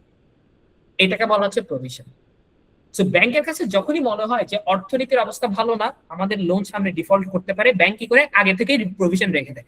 এন্ড ভালো অ্যামাউন্ট, কোন অ্যামাউন্টের প্রভিশন রাখবে, ঠিক আছে, রাখতেই হবে। একটা মিনিমাম অ্যামাউন্ট আছে বাংলাদেশ ব্যাংকের, যে কত অ্যামাউন্ট রাখতে হয় ওটা আমি ঠিক জানি না, বাট একটা ভালো অ্যামাউন্টের প্রভিশন রাখবে। একটা ভালো অ্যামাউন্টের প্রভিশন আন্দাজ করতে পারাটা হচ্ছে একটা ম্যানেজমেন্টের ভালো, মানে একটা ব্যাংকের ম্যানেজমেন্টের মানে কি বলবো, ওয়াইজ ডিসিশন। একটা জিনিস দেখেন, সিটি ব্যাংক 2000 আপনার এই যে প্রভিশন, এটা দেখেন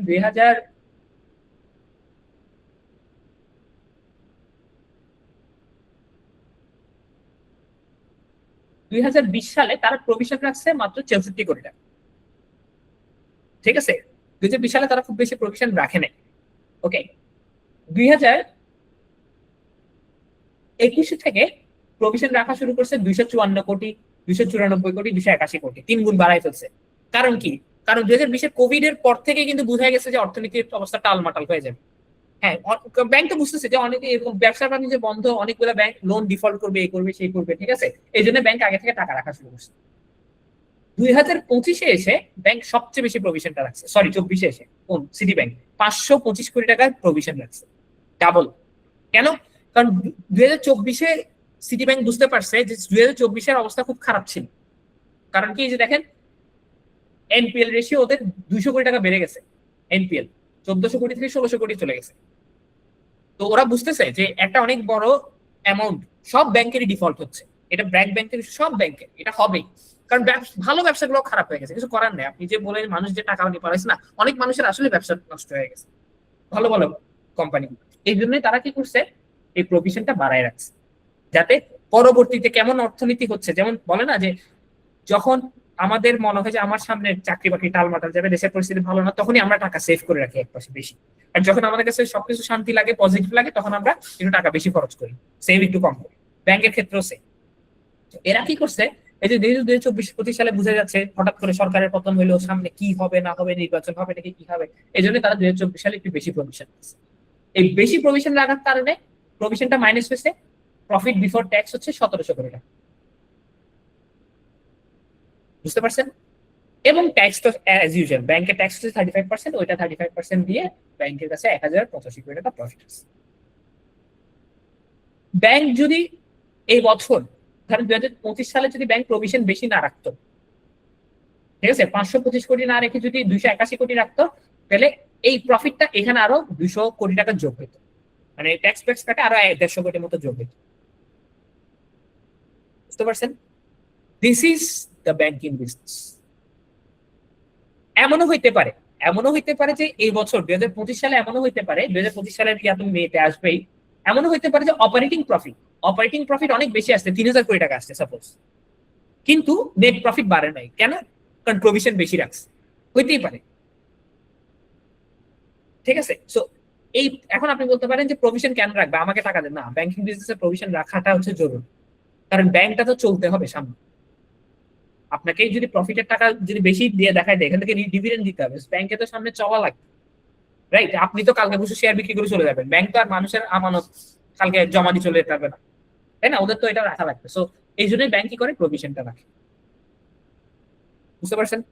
ওকে, আচ্ছা, এখানে কিছু ক্যাপিটাল মেজার আছে, ঠিক আছে।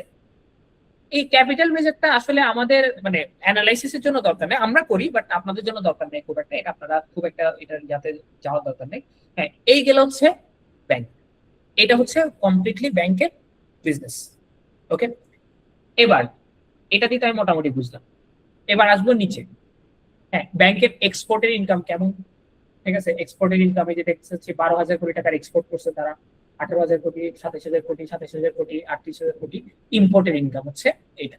এগুলো হচ্ছে ইম্পোর্ট এন্ড এক্সপোর্ট বিজনেস, মানে ইনকাম না বেসিক্যালি, এগুলো হচ্ছে ওরা এত টাকার বিজনেস করছে না, 38,000 কোটি টাকার এক্সপোর্টের বিজনেস করছে, আর 43,000 কোটি টাকার ইম্পোর্টের বিজনেস করছে। ইম্পোর্টের বিজনেস মানে কি, মানে আপনি যে এলসি করে মাল আনান বাইরে থেকে, যারা বাইরে থেকে মাল আনায়, এগুলোতে ব্যাংকের বিজনেস, ব্যাংকের মাধ্যমে আপনি 1,000 কোটি টাকার এলসি করছেন, এটা ওদের 1,000 কোটি টাকার বিজনেস। হ্যাঁ, রেমিটেন্স আছে কত, 13,000 কোটি টাকার রেমিটেন্স আছে, এখান থেকে অনেক ইনকাম আছে, এলসি থেকে ফি ইনকাম আছে, এটা আছে ওটা আছে, হাবি চলবে। ওকে, আচ্ছা, এখন যেটা ইম্পর্টেন্ট সেটা হচ্ছে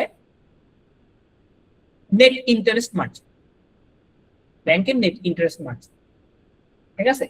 এই যে নেট ইন্টারেস্ট ইনকামটা মার্জিন কত, ঠিক আছে। এইটা যদি বাড়তে থাকে তাহলে বেটার।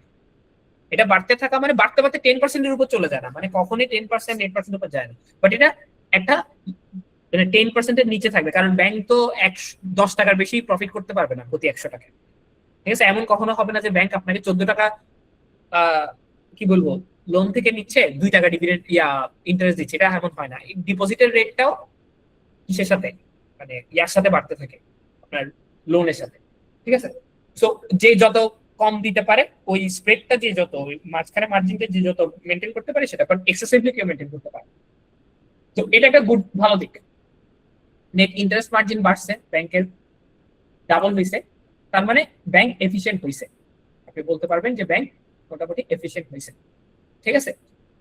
এখন কস্ট টু ইনকাম রেশিও, মানে ব্যাংকের ইনকামের তুলনায় কস্টিং কত, এটা যত কম হবে তত ভালো। একটা ব্যাংক দিন দিন এফিশিয়েন্ট হচ্ছে কিনা এটা বুঝতে পারবেন হচ্ছে ইনকামের তুলনায় এক্সপেন্স কস্টিংটা যত কমায় আনতেছে, ঠিক আছে, যত কমাইতে পারে।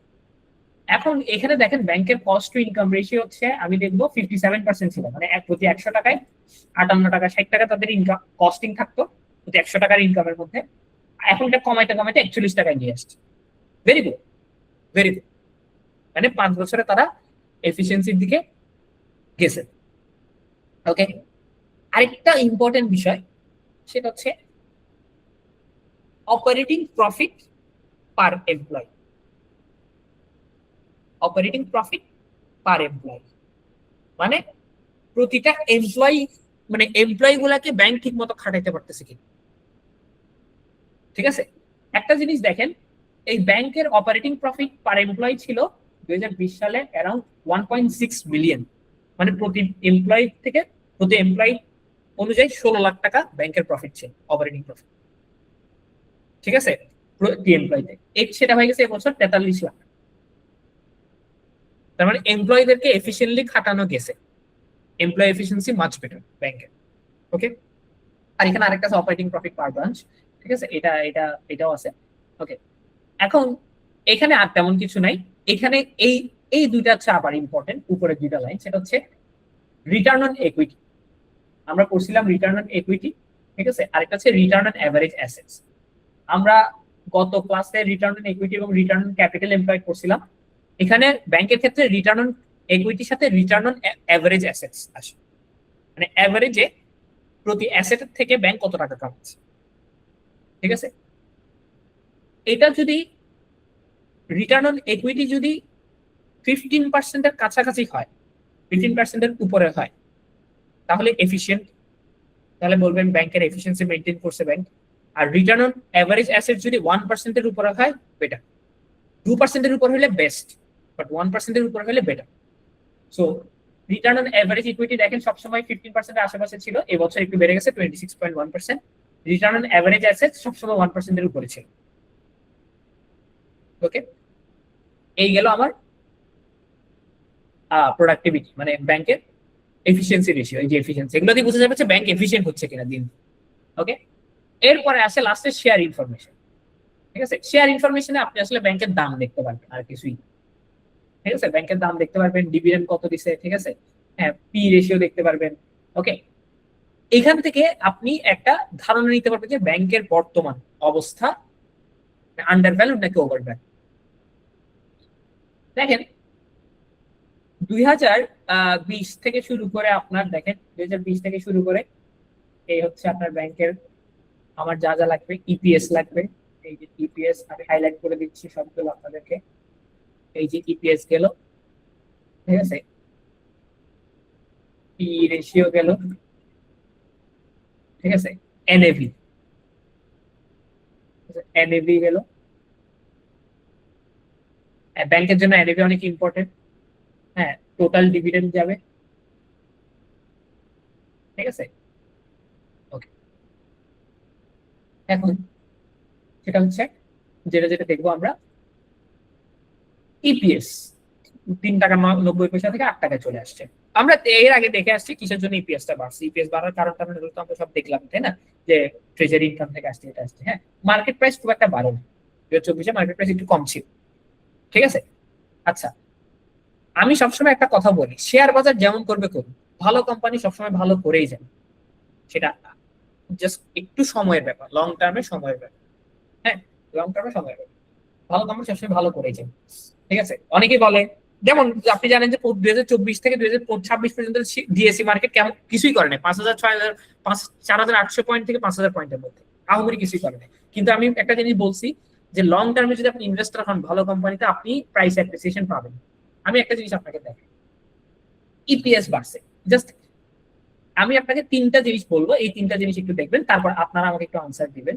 এই আনসারটা হচ্ছে এই 3টা জিনিস একটু দেখবেন, আর EPS, market price, P ratio, ঠিক আছে। পি রেশিও মানে কি, ইপিএস এর তুলনায় প্রাইস কত বেশি। আচ্ছা, এই 3টা জিনিস দেখে আমাকে একটু বলেন তো যে সিটি ব্যাংক কি আন্ডার ভ্যালুড ছিল নাকি ওভার ভ্যালুড ছিল 2024 সালে? এই 3টা জিনিস আন্ডার ভ্যালু ছিল। আন্ডার ভ্যালু ছিল, রাইট? কারণ একটা কোম্পানির ইপিএস বাড়তেছে কিন্তু প্রাইস বাড়ে নাই, হুইচ মিনস কি মার্কেটে প্যানিক হোক আর যাই হোক আমি তো আন্ডার ভ্যালুয়েশনে পাচ্ছি। হ্যাঁ, আমি যে সিটি ব্যাংকের পি রেশিও মানে বাংলাদেশের ব্যাংকিং ইন্ডাস্ট্রির পি রেশিও 2020-এর আগে 2020-এর আগে ব্যাংকিং ইন্ডাস্ট্রির পি রেশিও ছিল আপনার 14, 15, 16 এরকম, 12, 13, 14। সেখানে 2020-এর পর থেকে ব্যাংকিং ইন্ডাস্ট্রি পি রেশিও হয়ে গেছে 600। 2024 সালে এই পি রেশিওটা 2.8-এ। এটা একদম বেসিক সেন্স অনুযায়ী বুঝতে পারতেন না city bank under value, right? তাই না? একদম বেসিক সেন্স। আচ্ছা, এই সিটি ব্যাংকের শেয়ার যদি আপনি 22 টাকা করে কিনতেন, আজকে 30 টাকা, 31 টাকা, 22 থেকে 31, 32 টাকা, কত পার্সেন্ট গেইন? 1 বছরের মাথায়, 2 বছরের মাথায় 22 থেকে 32, 33, কত? 50% গেইন, রাইট? মানে চিন্তা করে দেখেন, ফান্ডামেন্টাল শেয়ারে যারা বলে ফান্ডামেন্টাল শেয়ার গেইন দেয় না, ফান্ডামেন্টাল শেয়ারে 50% গেইন 2 বছরে। কোনো ফিক্সড ডিপোজিট, কোনো সঞ্চয়পত্র এগুলো কিছুই দিবেন। আচ্ছা, ডিভিডেন্ড আছে, তার উপর আপনি আবার ডিভিডেন্ড পাইছেন, বুঝতে পারছেন? সো 2.8-এ মানুষ ভয় পায় কিনে নেয়, কারণ তখন মার্কেটে যে কি বলে আমাদের যে ইউনূস সরকার, এই সরকার, সেই সরকার সব চলতেছিল, আওয়ামী লীগের পতন হয়েছে, এখানে হয়েছে, তেন হয়েছে, অনেক কিছু হয়েছে। বাট যারা ফান্ডামেন্টাল ইনভেস্টর তারা যদি ধরে রাখতো, এই তাদের হচ্ছে এটা 50% গেইন 2 বছর, ভালো কোম্পানি শেয়ার। ওকে, পি রেশিও আপনি একটু যদি এর আগের অ্যানুয়াল রিপোর্ট গুলো বের করেন, ধরেন আপনি যদি 2019-এর অ্যানুয়াল রিপোর্টটা ডাউনলোড করেন, তাহলে এর আগেরটাতে আরো 5 বছরেরটা থাকবে, 19 থেকে শুরু করে 15 পর্যন্ত। তখন নিচে এসে দেখবেন পি রেশিও কেমন ছিল, তাহলে বুঝতে পারবেন যে অ্যাভারেজ পি রেশিও কত থাকে। ঠিক আছে? আচ্ছা, এনএভি, নেট অ্যাসেট ভ্যালু বাড়ছে 28 থেকে 34 টাকা, মানে ইকুইটি বাড়তেছে। ব্যাংকের এনএভি বাড়াটা মানে হচ্ছে কি ব্যাংক সলিড হচ্ছে। হ্যাঁ, ব্যাংক যত ইকুইটি বাড়বে তত শেয়ার হোল্ডারদের জন্য ভালো, মানে ব্যাংক দেউলিয়া হইলেও রিস্ক কমে যাচ্ছে। ইকুইটি বাড়া মানে হচ্ছে কি ব্যাংকের রিস্ক কমতেছে দিন দিন, শেয়ার হোল্ডারদের জন্য রিস্ক কমতেছে। ওকে, ক্যাশ ডিভিডেন্ড, স্টক ডিভিডেন্ড মোটামুটি দিছে, ওরা দেয় না যে তা না। হ্যাঁ, যেহেতু কিছু টাকা ব্যাংকের রিইনভেস্টমেন্টের জন্য রাখছে। প্রভিশনের টাকা কিন্তু ইনভেস্টমেন্টের টাকা না, প্রভিশনের টাকা আলাদা করে সাইড করে রাখতে হয়, ওটা কোনো জায়গায় ইনভেস্ট করা যাবে। আচ্ছা, রিইনভেস্টমেন্টের টাকা লাগে, যেমন ব্যাংক নতুন বিল্ডিং কিনবে, নতুন এটা করবে, ওটা করবে, ব্যাংকে আরো বিজনেস এক্সপানশনের জন্য এই জন্য টাকা লাগে। এই জন্যই কি করে, সব টাকা ডিভিডেন্ডে দেয়। এই জন্য ডিভিডেন্ড পে আউট রেশিও 31%, 40% যেত। বাট তাও দিছে 100 টাকার মধ্যে 30 টাকা দিয়েছে, যা প্রফিট হয়েছে ডিভিডেন্ড দিছে। ওকে, এই গেল। এটা দেখে আমি বুঝে যাব যে ব্যাংকের অবস্থা এখন কেমন। এটা হচ্ছে আমার মোটামুটি এই ব্যাংকটার, সিটি ব্যাংকের ওভারঅল একটা সামনে অ্যানালাইসিস। ঠিক আছে, এরপরে জিয়া ভাই কিসে আসবো? এই পার্টটা আমার গেল, একটু উপরে যাব, এই পার্টটা আমার গেল, এটা নিয়ে এতটুকু সবাই বুঝছেন? 5 ইয়ার পারফরমেন্স। তো এখান থেকে আমার মোটামুটি ব্যাংকের ব্যাপারে একটা আইডিয়া হয়েছে। এবার আমি একটু যে কাজটা করবো, আমি একটু এক্সেল শিটে যাব।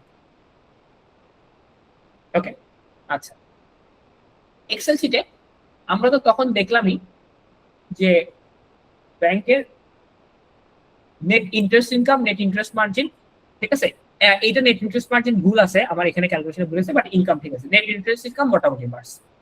ওকে, কাঁচা ডিপোজিট, আমি আপনাকে একটা কথা বললাম না যে কাঁচা ডিপোজিট বাড়তেছে কিনা। কাঁচা ডিপোজিট 2020 সালে ছিল 10,000 কোটি টাকা, 2023 সালে সেটা হয়ে গেছে আপনার অ্যারাউন্ড কত, 23,000 কোটি টাকা 2024 সালে, মানে ডাবল, 2.3 হয়েছে। ঠিক আছে, এন্ড সবসময় 40% উপর মেনটেন করছে তার, good sign. Net interest margin দ্বারা গুড সাইন। এখন যে প্রশ্নটা আমি কিছুক্ষণ আগে আপনাদের করতেছিলাম, যে অপারেটিং ইনকামের যে গ্রোথটা হয়েছে, এই অ্যানালাইসিসটা একটু করতে হবে। ধরেন বলি আপনাদেরকে, কোথায় গেল, ওকে, সো এখানে একটা জিনিস দেখেন অ্যানালাইসিসটা কিভাবে করে। এখন একটু ডিপ অ্যানালাইসিসে আসবে। এটা হচ্ছে ব্যাংকের অপারেটিং ইনকাম 1600 কোটি থেকে 3900 কোটি টাকা হয়েছে। কত টাকা বাড়ছে? 2200 কোটি টাকা, তাই না? 2200 কোটি টাকা বাড়ছে। আমি একটু সিটি ব্যাংকের 2019-এর রিপোর্টটা ডাউনলোড করি। 2019-এর রিপোর্টে আমরা ওই 5 বছরের অ্যানালাইসিসটা করি। আচ্ছা, এখানে দেখেন অপারেটিং ইনকাম 2015 সালে ছিল 1200 কোটি, 2019 সালে হয়েছে 1800 কোটি। 2015 থেকে 2019 সালে ওই 5 বছরে বাড়ছে হচ্ছে 550 কোটি মতো, ঠিক আছে। আচ্ছা, এটা আমার এক্সেল অ্যানালাইসিস আছে, এই অ্যানালাইসিসটা বুঝেন, এটা খুব ইম্পর্টেন্ট। 2020 থেকে 24-এ অপারেটিং ইনকাম বাড়ছে কত? 2200 কোটি টাকা, রাইট। আর 2015 থেকে 19-এ বাড়ছে 550 কোটি, ঠিক আছে, ক্লিয়ার? আচ্ছা, আমি এখান থেকে গ্রোথ ড্রাইভার গুলো খুঁজবো, মানে গ্রোথটা আসলে কেন হয়েছে, গ্রোথটা কোত্থেকে আসছে, ঠিক আছে। এখন আমি যদি একটু যাই 2019-এর রিপোর্টে 550 বাড়লো। নেট ইন্টারেস্ট ইনকাম বাড়ছে 2015-তে ছিল 550 কোটি, আর 2019-এ ছিল হচ্ছে 1083 কোটি net interest income. Net interest income বাড়ছে 550 কোটি মতো। ইনভেস্টমেন্ট ইনকাম বাড়ে না, ইনভেস্টমেন্ট ইনকাম 439 থেকে কমছে, আর নন ইন্টারেস্ট ইনকাম 288 থেকে 536 আসছে, মানে 500 কোটি নেট ইন্টারেস্ট ইনকাম বাড়ছে, আর নন ইন্টারেস্ট ইনকাম বাড়ছে 200 কোটির মতো, টোটাল 700 কোটি 800 কোটির মতো। আবার আপনার এদিকে ইনভেস্টমেন্ট ইনকাম কি তারা কমাই ফেলছে, 200 কোটি লস হয়েছে।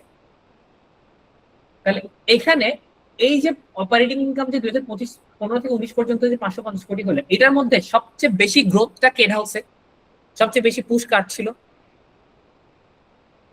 বলতে পারবেন কাট ছিল? বলেন কেউ। ইনভেস্টমেন্ট, ইন্টারেস্ট ইনকামের, ইন্টারেস্ট ইনকামের না। আপনারা এই জিনিসটা কি বুঝেন নাই নাকি আবার বুঝাবো?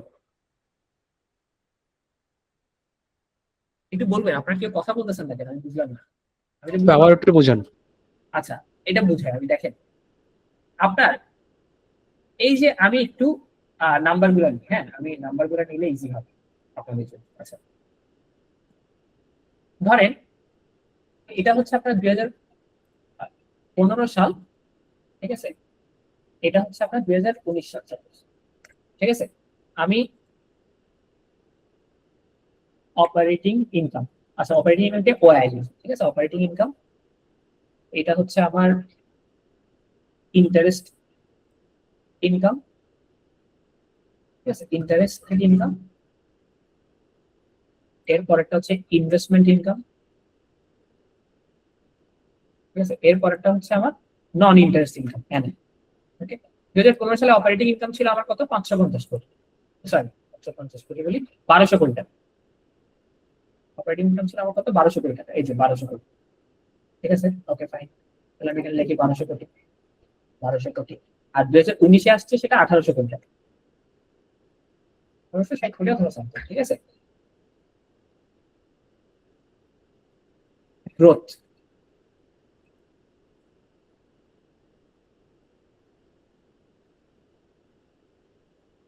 গ্রোথ কি হবে? এটা মাইনাস এটা, এই পার্টটা আমরা বুঝছি, ঠিক আছে। 560 কোটি হোক 660 কোটি হোক, যেটা এরকম একটা গ্রোথ হয়েছে, ঠিক আছে। আমি ফুল নাম্বার নিয়ে ওই জন্য ইন্টারেস্ট ইনকাম ছিল আমার 550 কোটি, আর এদিকে 1083 কোটি, 550 1083, 550 1083, ওকে। ইনভেস্টমেন্ট ইনকাম ছিল কত? 439 208, 439 200। নন ইন্টারেস্ট ইনকাম ছিল হচ্ছে 288 থেকে 536, 288 থেকে 536, ঠিক আছে। এটা আমরা মাইনাস করি, ওকে।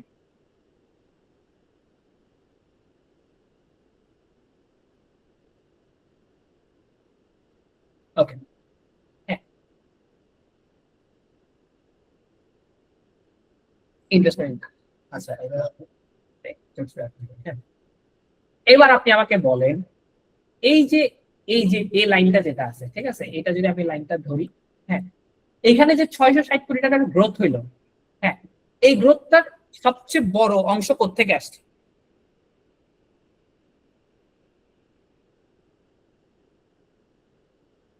অপারেশন। এই তিনটার মধ্যে যে কোনো একটা থেকে, ইন্টারেস্ট থেকে, ইনভেস্টমেন্ট থেকে, নাকি নন ইন্টারেস্ট ইনকাম থেকে? ইন্টারেস্ট থেকে আসছে এটা। ইন্টারেস্ট থেকে। এবার বুঝতে পারছেন? তার মানে ইন্টারেস্ট ইনকাম থেকে আসছে। হ্যাঁ, বাকি আরো বাকিটা আসছে হচ্ছে নেট নন ইন্টারেস্ট ইনকাম থেকে, মানে ও সাইডের ইনকাম, ইনভেস্টমেন্ট ইনকাম থেকে আরো কমে গেছে। তার মানে এই 2015 থেকে 2019-এ 90% গ্রোথ, মানে 90% ইনকামের যে গ্রোথটা, সেটা ড্রাইভ করছে কি? Interest, right?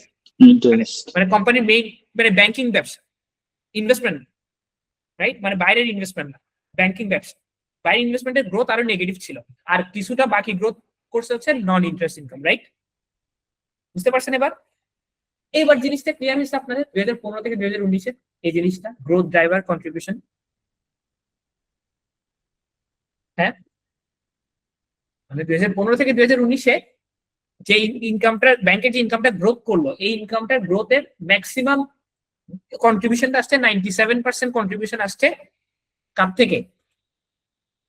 ইন্টারেস্ট থেকে, তার মানে কোর ব্যাংকিং থেকে, ঠিক আছে? -45% ইনভেস্টমেন্ট ইনকাম। কেন? ইনভেস্টমেন্ট ইনকাম বরঞ্চ গ্রোথটাকে আরো কমাইতেছিল, মানে গ্রোথে ওর নেগেটিভ ইফেক্ট, ঠিক আছে? এটাকে অফসেট করছে কে? নন ইন্টারেস্ট ইনকাম, ওর আসছে 42%। তার মানে টোটাল দেখেন, এটা যদি যোগ বিয়োগ করেন, টোটাল যদি আপনি যোগ করেন, কত আসবে? 100 আসবে। বুঝতে পারছেন? মানে প্রতি 100 টাকা যেটা গ্রোথ হয়েছে,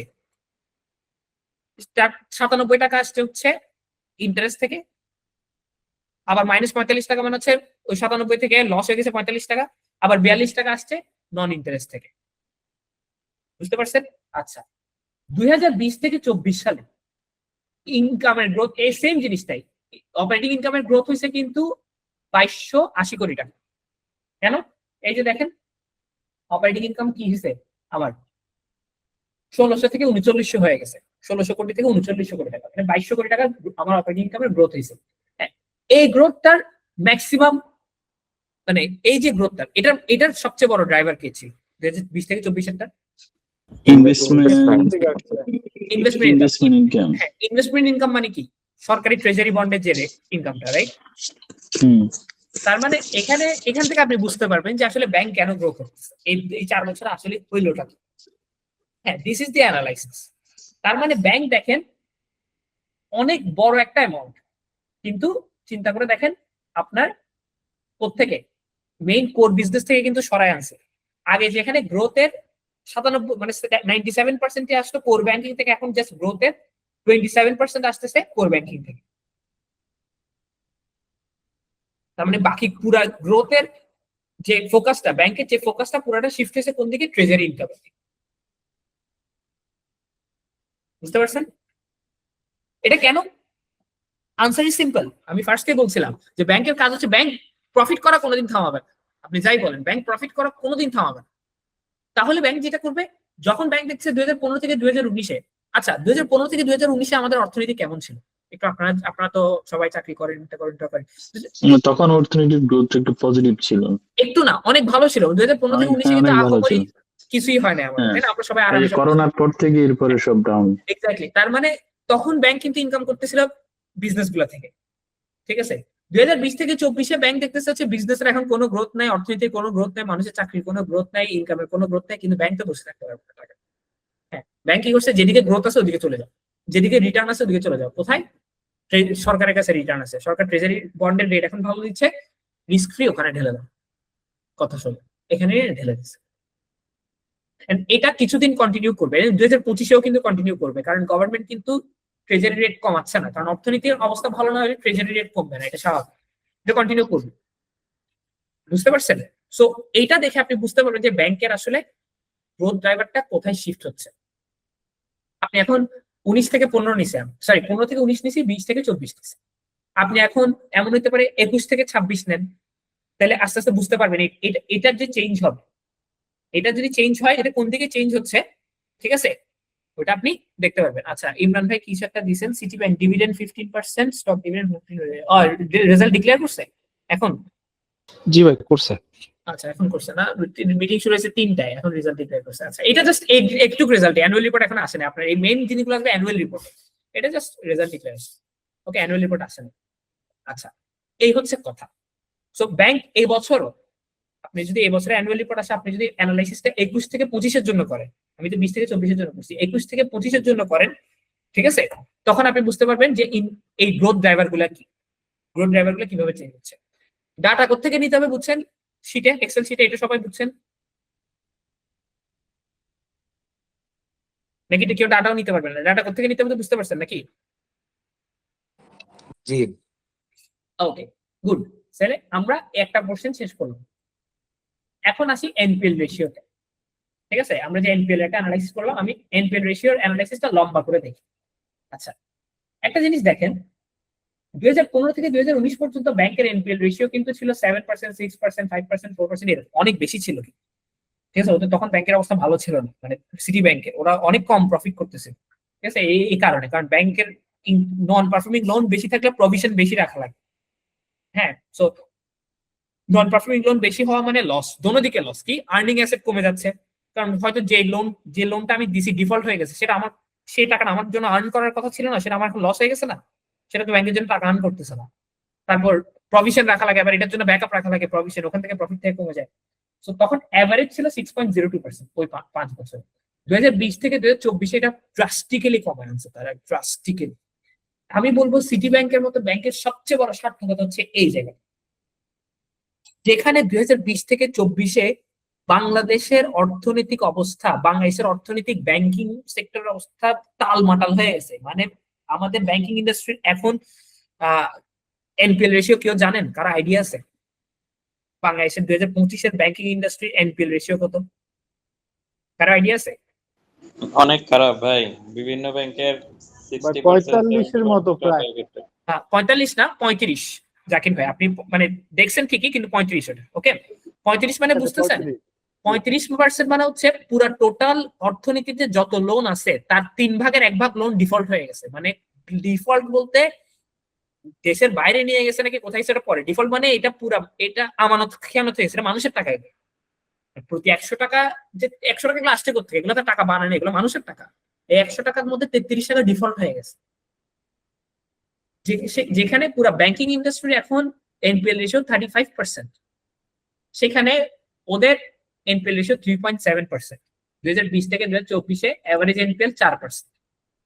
আমার মতে এটা হচ্ছে, না আমি অ্যানালিসিস করলে এটা আমার জন্য one and the very most important point. এখানে আমি পড়ে গেছি। আপনি আমাকে প্রাইস দেখান আর যাই দেখান, যে ম্যানেজমেন্ট এই কাজ করতে পারছে ওই ম্যানেজমেন্টকে আমার লং টার্ম সেলিং। ব্যাংকের ডিপোজিট গ্রোথ থেকে শুরু করে এই অবস্থায় মানুষের আস্থা অর্জন করা, ডিপোজিটের যেভাবে গ্রোথ হয়েছে, এই অবস্থায় এনপিএল রেশিও করা, এরকম এনপিএল রেশিও রাখা, এখানে ম্যানেজমেন্ট আমার সেলিং। এখানে আমি বেচা গেছি, এখানে আমি এক ধাপ আগে গেছি শেয়ার এটা কেনার জন্য, ফান্ডামেন্টাল। ঠিক আছে, এই গেল আমার অবস্থা। এখন আমাকে যে জিনিসটা দেখতে হবে সেটা হচ্ছে, এগুলোতে গেল, আমাকে দেখতে হবে লোনের পার্টটা, যে ব্যাংকের লোন যে দিছে, লোন গুলা কোথায় কোথায় গেছে। এটার জন্য আমাকে আবার অ্যানুয়াল রিপোর্টে একটু আসতে হবে। ঠিক আছে, অ্যানুয়াল রিপোর্টে এসে প্রথমে যে জায়গায় আমার যেতে হবে, আজকের ক্লাস একটু লম্বা হবে। ওকে, আপনাকে ক্লাস শেষ করতে চান? ক্লাস শেষ করে দিব, আমার কিন্তু একটু বাকি আছে অ্যানালাইসিস। আর ক্লাস শেষ করে চালা যান ভাই। আচ্ছা, তো কালকে যেহেতু শুক্রবার আছে, একটু আমরা পড়াশোনা করি। হ্যাঁ, এখন যে জিনিসটা আমার দেখতে হবে সেটা হচ্ছে ব্যাংকের স্টেটমেন্ট। এগুলো হচ্ছে সবগুলো ফাইন্যান্সিয়াল স্টেটমেন্ট। ওই যে আপনি যেগুলো দেখছেন না, যে কি বলে ব্যালেন্স শিট, ইনকাম স্টেটমেন্ট, এগুলো সব এখানে আছে। হ্যাঁ, 387 নম্বর পেজ থেকে। ঠিক আছে, এরপরে আছে নোটস। আমার বুঝতে হবে নোটস, নোটস গুলো কই, নোটস, এখানে একটা নোটস এর একটা পার্ট থাকবে। এই যে ইনকাম স্টেটমেন্ট, ব্যালেন্স শিট সব আসছে ব্যাংকের। এগুলো হচ্ছে যে আমরা যেটা খুঁজতেছিলাম। ওকে, হ্যাঁ, এটা হচ্ছে ক্যাশ ফ্লো স্টেটমেন্ট ব্যাংকের, কনসলিডেট। আমরা সবসময় কনসলিডেট দেখবো। এটা হচ্ছে income statement, profit and loss statement. ঠিক আছে, এই যে নেট ইন্টারেস্ট ইনকাম, টোটাল এটা পড়লে সবাই বুঝতে পারবে না। Interest income, profit on investments, এটা হচ্ছে ইন্টারেস্ট ইনকাম হয়েছে, আর এটা হচ্ছে ইন্টারেস্ট পে করছে তার বিভিন্ন ডিপোজিটের উপর, ফিক্সড ডিপোজিট, এ ডিপোজিট, ও ডিপোজিট, এগুলো হচ্ছে অপারেটিং এক্সপেন্স, এগুলো যে প্রভিশনের টাকা রাখছে, ঠিক আছে, এক্সপেন্স, তারপর লাস্টে নেট প্রফিট হচ্ছে। ওকে, সো ব্যালেন্স শিট আমি যেটা দেখবো ফার্স্টে, লোন, এই ব্যালেন্স শিট আসতে হবে 44,000 কোটি টাকার লোন আমরা দেখছিলাম। হ্যাঁ, লোনের অ্যাডভান্সেস 44,000 কোটি টাকা, সরকারি বন্ডে ইনভেস্টমেন্ট আছে 13,000 কোটি টাকা, এই যেগুলো, আর বাকিগুলো আমার দেখা লাগবে না। ব্যাংকের ক্ষেত্রে অ্যাসেট গুলো হচ্ছে, লোন গুলো হচ্ছে অ্যাসেট, মনে রাখবেন, আমি বারবার বলতেছি ব্যাংকের ক্ষেত্রে লোন হচ্ছে অ্যাসেট, আর লাইবিলিটি হচ্ছে ডিপোজিট গুলো, এই যে ডিপোজিট 51,000 কোটি টাকা, এগুলো লাইবিলিটি, ঠিক আছে। তার মধ্যে কাঁচা ডিপোজিট আছে দেখো, কারেন্ট অ্যাকাউন্টসে আছে 13,000 কোটি টাকা মতো, আর সেভিংস অ্যাকাউন্টে আছে 10,000 কোটি টাকার মতো, আর বাকি 28,000 কোটি টাকা ফিক্সড ডিপোজিট, ঠিক আছে। তো ওই যে আমরা যে রেশিওটা পড়লাম, কাঁচা রেশিও কত, ঠিক আছে। আচ্ছা, বাকিগুলো ফিক্সড ডিপোজিট 51,000 কোটি টাকা। এখানে আমার লোন যেটা আছে, লোনে একটু আসতে হবে, কারণ আমার লোনের সেগমেন্টেশনটা বের করতে হবে যে লোনের সেগমেন্টেশন কি, কাদেরকে লোন দিচ্ছে, ঠিক আছে। লোন দিচ্ছে হচ্ছে আপনার এই 44,000 কোটি টাকা কাদেরকে দিচ্ছে, এটা একটু দেখবো কোথায়, 8 নাম্বার পয়েন্ট, এই যে পাশে 8 নাম্বার লেখা আছে, 8 নাম্বার পয়েন্টে বিস্তারিত আছে, তার মানে আমার যাইতে হবে নোটস, 8 নাম্বার পয়েন্টে যে নোটস যাইতে হবে, নোটস, ঠিক আছে, ওখানে ক্লিক করলেই চলে যাবে নোটস, ঠিক আছে। সাবসিডিয়ারির পরে নিচে নোট থাকবে, নিচে আসলে দেখবেন নোটস, নোটসে বিস্তারিত লেখা থাকে, এই যে নোটস, কত নাম্বার, 8 নাম্বারে যেতে হবে। আচ্ছা, 8 নাম্বার সেগমেন্টে আসলাম, 8 নাম্বার সেগমেন্টে এই লোনের ব্যাপারে সবকিছু লেখা আছে, ঠিক আছে। আচ্ছা, এখানে 8 নাম্বার সেগমেন্টের ভিতরে অনেক সেগমেন্ট, 8.1, 8.1 দিয়ে হচ্ছে কি টোটাল বাংলাদেশের ভিতরে কোন কোন ইন্ডাস্ট্রিকে লোন দিছে তার 2024-এ, এটা 2023-এ, industrial credit, SME, personal finance, cash credit, এগুলো কোন কাদের, হাউস বিল্ডিং লোনস, মানে ইয়া বানাচ্ছে, যেটা বুঝতেছেন আপনারা, বিভিন্ন লোন, ঠিক আছে, গাড়ির লোন, ট্রান্সপোর্টেশন লোন, এই লোন সেই লোন, ঠিক আছে। হ্যাঁ, পারফর্মিং লোন, নন পারফর্মিং, আমি আসবো নিচে, ঠিক আছে। 44,000 কোটি টাকার মধ্যে ম্যাক্সিমাম হচ্ছে ইন্ডাস্ট্রিয়াল লোন, তো 36,000 কোটি টাকা ইন্ডাস্ট্রিয়াল লোন, কাস্টমার গ্রুপ দেখে দিচ্ছে 6,000 কোটি টাকা, অন্যান্য লোন আছে আরো, ঠিক আছে। আচ্ছা, এটা আমার জন্য ইম্পর্টেন্ট, বিজনেস সেগমেন্ট ওয়াইজ, মানে বিজনেস সেগমেন্ট ওয়াইজ কোথায় কোথায় লোন দিচ্ছে। 44,000 কোটি টাকার মধ্যে 23,000 কোটি টাকাই হচ্ছে আসলে আমার কার কাছে, কর্পোরেটের কাছে, কর্পোরেট মানে কোম্পানিদেরকে লোন দিচ্ছে, রিটেল লোন, কোম্পানিদের কাছে লোন, মানে বড় বড় কোম্পানি, বিএসআরএম নিছে, আরএসআরএম নিছে, এই যে এক্সেল শিটে আছে 2025 সালে 44,000 কোটি টাকা টোটাল লোনের মধ্যে কর্পোরেট লোন হচ্ছে 23,000 কোটি টাকা, মানে 53% মতোই কর্পোরেট লোন টোটাল ফান্ডের মধ্যে, ঠিক আছে। রিটেল লোন, রিটেল মানে হচ্ছে যে আমাদের লোন, যে আপনি যে গাড়ির জন্য লোন অ্যাপ্লাই করতেছেন, ক্রেডিট কার্ডের লোন, ঠিক আছে, এই যে রিটেল মানুষ, সিঙ্গেল পার্সোনাল লোন, ঠিক আছে, বাড়ি করার জন্য লোন, এগুলা আমাদের যে রিটেল লোন, এটা হচ্ছে 8,000 কোটি টাকার মতো দিচ্ছে। এসএমই, এসএমই তো সবাই জানে, মাইক্রো বিজনেস গুলো, ওগুলাকে লোন দিচ্ছে 8,100 কোটির মতো। অফশোর ব্যাংকিং, অফশোর ব্যাংকিং মানে বিদেশে, হ্যাঁ, বিদেশে যে সাবসিডিয়ারি আছে ওখানে বিদেশে কিছু লোন দিচ্ছে, বিদেশি কোম্পানি গুলাকে, যেমন ওদের হংকং এ সাবসিডিয়ারি আছে, সিটি ব্যাংকের, মালয়েশিয়াতে আছে, তো ওখানে ধরেন কোন একটা আমাদের বাংলাদেশি কোন একটা ব্যবসায়ীকে ওখানে লোন দিচ্ছে, এটার জন্য offshore banking. Staff loan, staff loan আছে সিটি ব্যাংকের নিজস্ব স্টাফদের জন্য কিছু লোন আছে, ওই যে থাকে না যে মানে সিটি 5 বছর চাকরি করলে তুমি ইন্টারেস্ট ফ্রি গাড়ির লোন নিতে পারবা, 2% এই বাড়ির লোন নিতে পারবা 1%, 2% দিয়ে, এরকম থাকে না বিধান ভাই, এরকম থাকে না কতগুলো লোন ব্যাংকে? হ্যাঁ ভাই বলেন। হ্যাঁ, এরকম কিছু লোন থাকে না ব্যাংকের স্টাফদের জন্য, মানে যারা 5 বছর থাকলে এই গাড়ির লোন নেওয়া যাবে, বাড়ির লোন নেওয়া যাবে, এরকম কিছু থাকে না? হ্যাঁ হ্যাঁ, আপনার গাড়ির লোন তো পরে দেয়, আপনার মোটরসাইকেল লোন দেয় একটা পর্যন্ত, তারপরে হচ্ছে হাউস বিল্ডিং লোন দেয় 5 বছর হলে, আবার ওই যে এজিএম হলে কার লোন দেয়, হ্যাঁ হ্যাঁ, অনেকগুলো লোন। মানে এরকম স্টাফদের জন্য কিছু লোন রাখি, এটা সবসময় রাখা লাগে ব্যাংকে, ঠিক আছে, এটা খুবই অল্প ইন্টারেস্টে দেয়। সো এটা হচ্ছে স্টাফদের জন্য এক ধরনের গিফট কার্ড, ওকে। তো 392 কোটি টাকা স্টাফ লোন, ঠিক আছে, এটা আমার জন্য বড় ইস্যু। তো এই যে জিনিসটা দেখেন এখানে ম্যাক্সিমাম লোন যাচ্ছে 53% মতো গেছে হচ্ছে কর্পোরেটে, 19% আসছে হচ্ছে আমার এই এসএমই তে, 18 রিটেল 18% হচ্ছে এসএমই, বাকি অফশোরে 9%। আচ্ছা, ব্যাংকের লোনের যে এক্সপোজারটা, মানে ব্যাংকের ম্যানেজমেন্টের এক্সপোজার কি শিফট হচ্ছে কিনা, ঠিক আছে, না শিফট হয়নি। সেম জিনিসটা যদি আমি 2020 সালের জন্য মাপি, 2020 সালেও তাদের কর্পোরেট লোন ছিল অ্যারাউন্ড 52%, হ্যাঁ, টোটালের মধ্যে 52%, রিটেল ছিল 18%, এসএমই ছিল 17%, বাকিটা 12%। মানে খুব একটা বাড়ে নাই, মানে ব্যাংক মোটামুটি ওদের যে লোনের যে বিজনেস সেগমেন্ট, ওদের যে লোনের যে ইচ্ছা অথবা ওদের যে লোনের যে মানে ইয়াটা ওইটা মেনটেন করছে, লোন খুব বেশি শিফট করে নাই। এটা যদি আপনি ব্র্যাক ব্যাংকের সাথে তুলনা করে দেখেন সেম জিনিসটা ডিফারেন্ট আসবে। ব্র্যাক ব্যাংক হচ্ছে এসএমই বেসড ব্যাংক, মানে ব্র্যাক ব্যাংকের দেখবেন 50% লোন এসএমই তে, ওরা কর্পোরেটকে কম লোন দেয়। ব্র্যাক ব্যাংকের ম্যাক্সিমাম লোন এসএমই তে, এই জন্য ব্র্যাক ব্যাংকে বলা হচ্ছে এসএমই ব্যাংক। হ্যাঁ, আর রিটেল মোটামুটি সবাই এইরকমই রাখে, 18-20-25% মতোই রাখে, ঠিক আছে।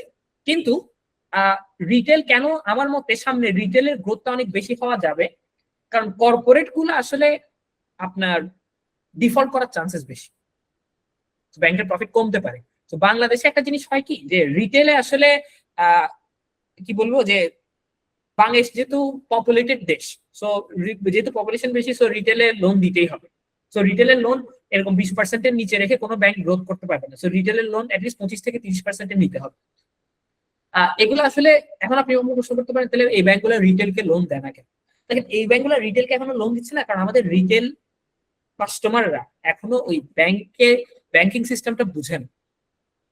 তো ব্যাংকের থেকে ওই লোনটা আদায় করে নিতে, হ্যাঁ মানে ওই লোনটা আদায় করে নিতে অনেক কস্টিং হয়ে যায়, এই জন্য রিটেলকে লোন দিতে ব্যাংক স্বাচ্ছন্দ্য বোধ করেন। বুঝতে পারছেন? এখনো বাংলাদেশে 33%, সরি মাত্র 30-40% আই থিঙ্ক, আমি শিওর না, আপনারা সার্চ করে দেখেন, 30-40% মানুষ মাত্র ব্যাংকিং এর চ্যানেলের আন্ডারে আছে। 30%-এর মনে হয় নিচে, মানে প্রতি 3 জনের মধ্যে 1 জন মাত্র ব্যাংকের সাথে জড়িত। অনেক মানুষ আছে ব্যাংকের সাথে জড়িত না, কথা কিন্তু সত্যি। দেখেন, আমি যখন অস্ট্রেলিয়া গেছিলাম, ওখানে আমি দেখলাম যে তারা যখন তাদের বয়স যখন 18 হয় তখন তারা ব্যাংক অ্যাকাউন্ট খুলে ফেলে। তারা মোটামুটি কার্ড কিভাবে ইউজ করতে হয়, কারণ তাদের তো সব অনলাইনে পেমেন্ট, ক্রেডিট কার্ড কিভাবে ইউজ করতে হয়। আমাদের দেশে একটা গ্রাজুয়েট ছেলে বের হয়ে গেছে, 26 বছর তার বয়স, তাকে যদি আপনি জিজ্ঞেস করেন যে ক্রেডিট কার্ডে পিন কিভাবে সেট করতে হয়, সে বলতে পারবে। আমাদের দেশে চাকরি না হওয়া পর্যন্ত কেউ ব্যাংক অ্যাকাউন্ট খুলে না, ঠিক আছে। সো আমাদের দেশ এখনো অনেক আনব্যাংকড। হ্যাঁ, এই জন্যই রিটেলে খুব একটা বেশি লোন এক্সপোজার বাড়াচ্ছেন। তবে কর্পোরেটে লোন রেখেও যে এনপিএল রেশিও কম রাখছে, মানে আমার 100 থেকে 100 টাকার মধ্যে 52 টাকায় কর্পোরেটে দিচ্ছি আমি। হ্যাঁ, কিন্তু তারপরও লোন আমার অনেক কম, মানে এনপিএল রেশিও কম। তার মানে এখান থেকে বোঝা যাচ্ছে আমি ভালো ভালো কর্পোরেট গুলাকে লোন দিছি, মানে যারা ব্যবসা করছে, যারা ডিফল্ট করবে। এখন আপনি বলতে পারেন তাহলে ব্র্যাক ব্যাংকের এসএমই টা বেশি কেন? ব্র্যাক ব্যাংকের এটা একটা স্পেশাল কোয়ালিটি, ওরা এসএমই থেকে লোন আদায় করে আনতে পারে, ওদের স্ট্রাকচারটা এরকম। এটা শুধু আজকে নতুন হয় না, এটা 15-20 বছর আগে থেকে, ঠিক আছে। ব্র্যাক ব্যাংকের ওদের এসএমই ফোকাসড ব্যাংক, ওকে। সো এটা দিস ইজ আমার মতে বেটার, নট খারাপ, ঠিক আছে। কিন্তু আমার মতে রিটেলটা আরেকটু বাড়ানো উচিত ছিল, রিটেল 25% আশেপাশে গেলে হয়তো, ঠিক আছে। কর্পোরেট আরেকটু কমানো উচিত ছিল, কর্পোরেট 15 নিচে রাখা উচিত ছিল, মানে 45 ইজ ওকে, ঠিক আছে। রিটেল আর কর্পোরেট মিলে 60-70 হলে ঠিক আছে, বাট রিটেলটা আরেকটু বাড়ানো উচিত ছিল। সো রিটেল বাড়ানোর সুযোগ আছে, ওকে। আপনাকে একটা কথা বলে দিই যে আপনারা এর অ্যানুয়াল রিপোর্ট করলে অনেক কিছু জানতে পারবেন, আমরা তো পড়ি। বিকাশের লোনটা দেখছেন কেউ? বিকাশে যে আমাদেরকে লোন দেয়, বিকাশ অ্যাকাউন্ট থাকলে যে 3000-4000 টাকা লোন নিতে পারবেন। জি ভাই, এটা সিটি ব্যাংক দেয় আর কি। এক্স্যাক্টলি, ওই লোনটা সিটি ব্যাংক দেয়, ওইটা সিটি ব্যাংক, বুঝছেন? সো ওরা আস্তে আস্তে ওই লোনটা কিন্তু এখন সিটি ব্যাংক যে দেয়, ওই লোনটা কোনটার আন্ডারে পড়বে এখানে বলেন তো, এই 4টার মধ্যে ওটা SME SME তে যাবে, কোথায় যাবে? এসএমই তে যাবে। SME হয় না, রিটেলে যাবে। রিটেল রিটেল রিটেল বুঝছেন, এসএমই তো না, বিকাশের মাধ্যমে তো ব্যবসাদেরকে ইনভেস্ট ক্লিয়ার করতেছে না। এখন ধরেন আপনার বাসার নিচে একটা মুদির দোকান আছে, ঠিক আছে, বড় সড়ো, মানে ওদের ধরেন মাসে 4 লাখ টাকা 5 লাখ টাকার ওয়ার্কিং ক্যাপিটাল লাগে। হ্যাঁ, থাকে না ওরকম বড় মুদির দোকান, সে তো কোনো কর্পোরেট না। হ্যাঁ, তাকে যখন সিটি ব্যাংক লোন দিবে 3 লাখ টাকা, ওইটা হচ্ছে এসএমই। এখন যেটা দিচ্ছে সেটা হচ্ছে ডিজিটাল লোন, যেটা সেটা হচ্ছে রিটেল। এখন ডিজিটাল লোন আপনি বের করতে পারবেন, হ্যাঁ পারবেন, এখানে তো অনেক বড়, বাট কত দিছে এটা বের করতে পারবেন। কন্ট্রোল এফ দিবেন, ডিজিটাল ন্যানো,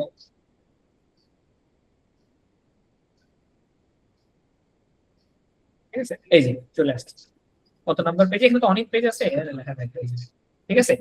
1400 কোটি টাকা লোন ডিসবার্স করা হয়েছে ডিজিটাল ন্যানো লোন সিটি ব্যাংকে, 1400 কোটি, কম না কিন্তু, বুঝতে পারছেন? হ্যাঁ, কতগুলা কাস্টমারের মধ্যে প্রায় 5 লাখ কাস্টমার এই লোনটা নিছে, এগুলো সব বিকাশের কাস্টমার। হ্যাঁ, এবং এটাতে কিন্তু ইন্টারেস্ট রেট অনেক বেশি, বোঝা যায় না, ইন্টারেস্ট রেট কিন্তু অনেক বেশি। কিভাবে আমি আপনাকে বলি, আমাকে তো লোন দিছে সিটি ব্যাংক 5,000 টাকা না, এখন 5,000 টাকা দিয়েও আমাকে ধরেন 2 মাসের জন্য দিছে লোনটা আমার থেকে 5,000 টাকা বদলে সে নিচে হচ্ছে কত, ধরেন ইন্টারেস্ট নিচে হচ্ছে ধরেন সাপোজ 250 টাকা, রাইট? তাই না? আমার কাছে মনে হচ্ছে না 5,000 টাকা 250 টাকা আমি ইন্টারেস্ট দিতেই পারি, তাই না? ছোট না, এটা আমার কাছে অনেক ছোট মনে হচ্ছে। পার্সেন্টেজ ওয়াইজ 5,000 2.5% মানে কত, 2 মাসে 5%, রাইট? 2 মাসে 5%, তাই না? তাহলে এটা যদি আপনি রাউন্ড দ্য ইয়ার ক্যালকুলেট করেন, এটা চলে যাবে কত, 15 থেকে 18%, রাইট? তাই না? হ্যাঁ, তার মানে চিন্তা করে দেখেন, ছোট লোন গুলা থেকে সিটি ব্যাংক এভারেজে 18 থেকে 20% রিটার্ন আনতেছে, কিন্তু আবার রিস্কও নিচ্ছে। হ্যাঁ, কারণ রিস্ক বেশি নিচ্ছে বলে তো রিটার্ন বেশি আনছে। রিস্কটা কি?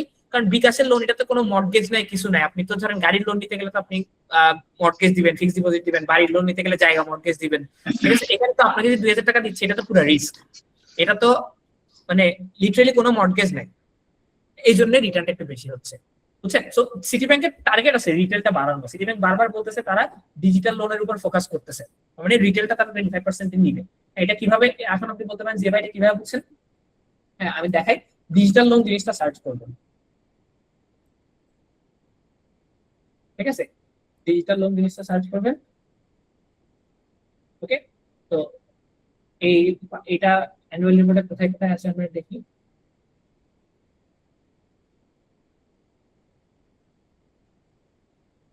ঠিক আছে, এই যে দেখেন সিটি ব্যাংক পার্ট, এই যে ওরা নিজেরাই বলছে, কোম্পানি বলতেছে কি, partnerships with fintech funds, fintech কারা, বিকাশের মতো, এই ফান্ড গুলো ডিজিটাল লোন দেওয়ার জন্য এখন কাজ করতেছে, বুঝতে পারছেন? এই দেখেন এখন এই যে বিভিন্ন এজেন্টদের মাধ্যমে ডিজিটাল লোন দিচ্ছে তারা, ওকে? এই বিকাশ এজেন্ট গুলা, ঠিক আছে, এরা বিভিন্ন ডিজিটাল লোনের কাজ করতেছে। এই যে দেখেন city banks digital loan has আসার, সো ডিজিটাল লোন এখন ওরা কাজ করতেছে, ডিজিটাল লোন বাড়ানোর জন্য ওরা আপনার সামনে, তার মানে সামনে ওরা রিটেলটা বাড়াবে, এটা ম্যানেজমেন্টের অবস্থা দেখে বুঝতেছি আমি, ওকে? এই গেল হচ্ছে আমার সিটি ব্যাংকের অ্যানালাইসিস। এখন আরেকটা বড় বিষয় হচ্ছে কি, আপনি যদি জানতে চান যে সিটি ব্যাংক আসলে কাদেরকে কাদেরকে লোন দিছে, আপনি যদি জানতে চান যে ভাই আমি আসলে জানতে চাই যে সিটি ব্যাংকের এই লোনগুলো, সবচেয়ে বড় বড় লোনগুলো কাদের কাছে গেছে, ঠিক আছে, এটার একটা আচ্ছা আরেকটা জিনিস দেখায় আপনাদেরকে, মজার একটা জিনিস দেখায়। আমি ব্যাংকেরও আপনি মনে করতেছেন যে, মানে আমরা সবাই মনে করি না যে ব্যাংকে টাকা মনে হয় সবচেয়ে সেফ, রাইট? কিন্তু আমি আপনাকে একটা আলটিমেট জিনিস বলি যে স্টক মার্কেটের টাকা আসলে মানে কোনো কিছু আসলে সেফ না, ঠিক আছে? আপনার টাকা দিয়ে কিন্তু ব্যাংক কিন্তু ঠিকই রিস্ক নিচ্ছে, ঠিক আছে? কিভাবে আপনাকে দেখায়, আমরা সবাই স্টক মার্কেটকে হেট করতাম, আমরা কি করতাম যে স্টক মার্কেট কিছুই না, ব্যাংকই সেরা, স্টক মার্কেট হচ্ছে জুয়া, এই সেই। আপনি কি জানেন যে ব্যাংকেরও অনেক টাকা স্টক মার্কেটে ইনভেস্টমেন্ট করা আছে? আপনাকে দেখাই, ঠিক আছে? এটা দেখে আমি আসলে স্টক মার্কেটে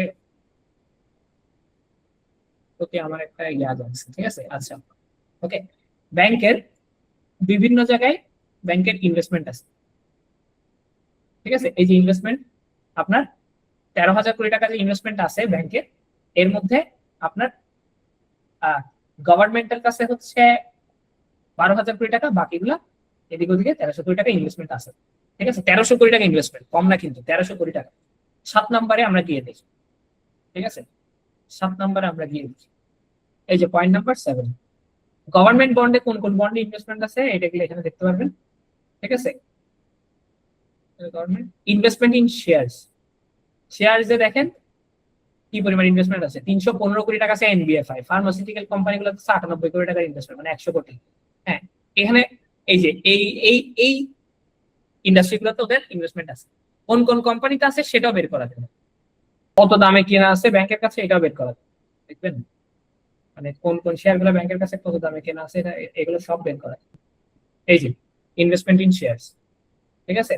ওকে, আইডিএলসি তে আছে হচ্ছে প্রায় কত টাকা, দেখেন আইডিএলসি তে আছে প্রায় কতগুলা 46 কোটি টাকার শেয়ার, এভারেজ কেনা হচ্ছে 12 টাকা করে, 12 টাকা করে। এখন শেয়ারের দাম কত ওদের? এখন বর্তমান সেদিনের ভ্যালু 32 টাকা। স্কোয়ারে কেনা আছে 75,000 শেয়ার। হ্যাঁ, এভারেজ কস্টিং হচ্ছে 222 টাকা করে, আর আছে হচ্ছে 217 টাকা। এখন শেয়ার প্রাইস 217 টাকা। আপনি বলতে পারেন আইডিয়া আছে এত কমে পাইছে কেমনে? এগুলো তো আজকে করে না, ইনভেস্টমেন্ট আগে থেকে করছে, করে করে এই আছে। কোন কোন কিসে কিসে আছে সবগুলোতে আছে দেখেন। হ্যাঁ, ব্রিটিশ আমেরিকান টোবাকোতে আছে প্রায় 52,000 share, sorry 5,28,000 share. British American টোবাকোতে 5,28,000 শেয়ার আছে। ব্যাংকের কিনা হচ্ছে 535 টাকা করে এভারেজে। বুঝতে পারছেন? আমরা অনেকে টেনশন হচ্ছে, ব্যাংকে এগুলো ছাড়ে না এখন এই শেয়ার গুলো। তো কোন কোন ব্যাংকে ওদের শেয়ার কেনা আছে এগুলোও দেখবেন আপনি। হ্যাঁ, ঢাকা ব্যাংকে কেনা আছে, পূবালী ব্যাংকে কেনা আছে, প্রাইম ব্যাংকে কেনা আছে, কোন কোন কোথায় কোথায় কেনা আছে এগুলো সব আছে। বুঝতে পারছেন? এই হচ্ছে গেল। আর লাস্টে আসলে কাদেরকে কাদেরকে লোন দিছে, ঠিক আছে, এই সবচেয়ে বড় বড় এন্টিটি কাদেরকে কাদেরকে লোন দিছে এটাও বের করা হবে। তাহলে আসলে দেখি, কারণ এটা দেখলে না আমরা ব্যাংকের ইয়াটা বুঝতে পারবো যে ধরেন ব্যাংকের কোয়ালিটি কেমন। কারণ কোয়ালিটি যদি হয় তাহলে ভালো ভালো ইয়াদেরকে লোন দিবে। কাদেরকে কাদেরকে কত টাকা লোন দিচ্ছে, এই যে ডিসক্লোজার অন লার্জ লোন, ঠিক আছে। লার্জ লোন সাধারণত বলা হয় হচ্ছে যেগুলো 50 কোটির উপরে, ঠিক আছে। তো দেখেন প্রথমে সিটি গ্রুপ, সিটির যে তেল, সিটি গ্রুপের আমরা তেল খাই। হ্যাঁ, সিটি গ্রুপের তেলটা কি মুস্কান, মুস্কান মনে হয় নাকি, এই যে এডিবল অয়েল, ঠিক আছে। এদের কাছে আছে 126 কোটি টাকা।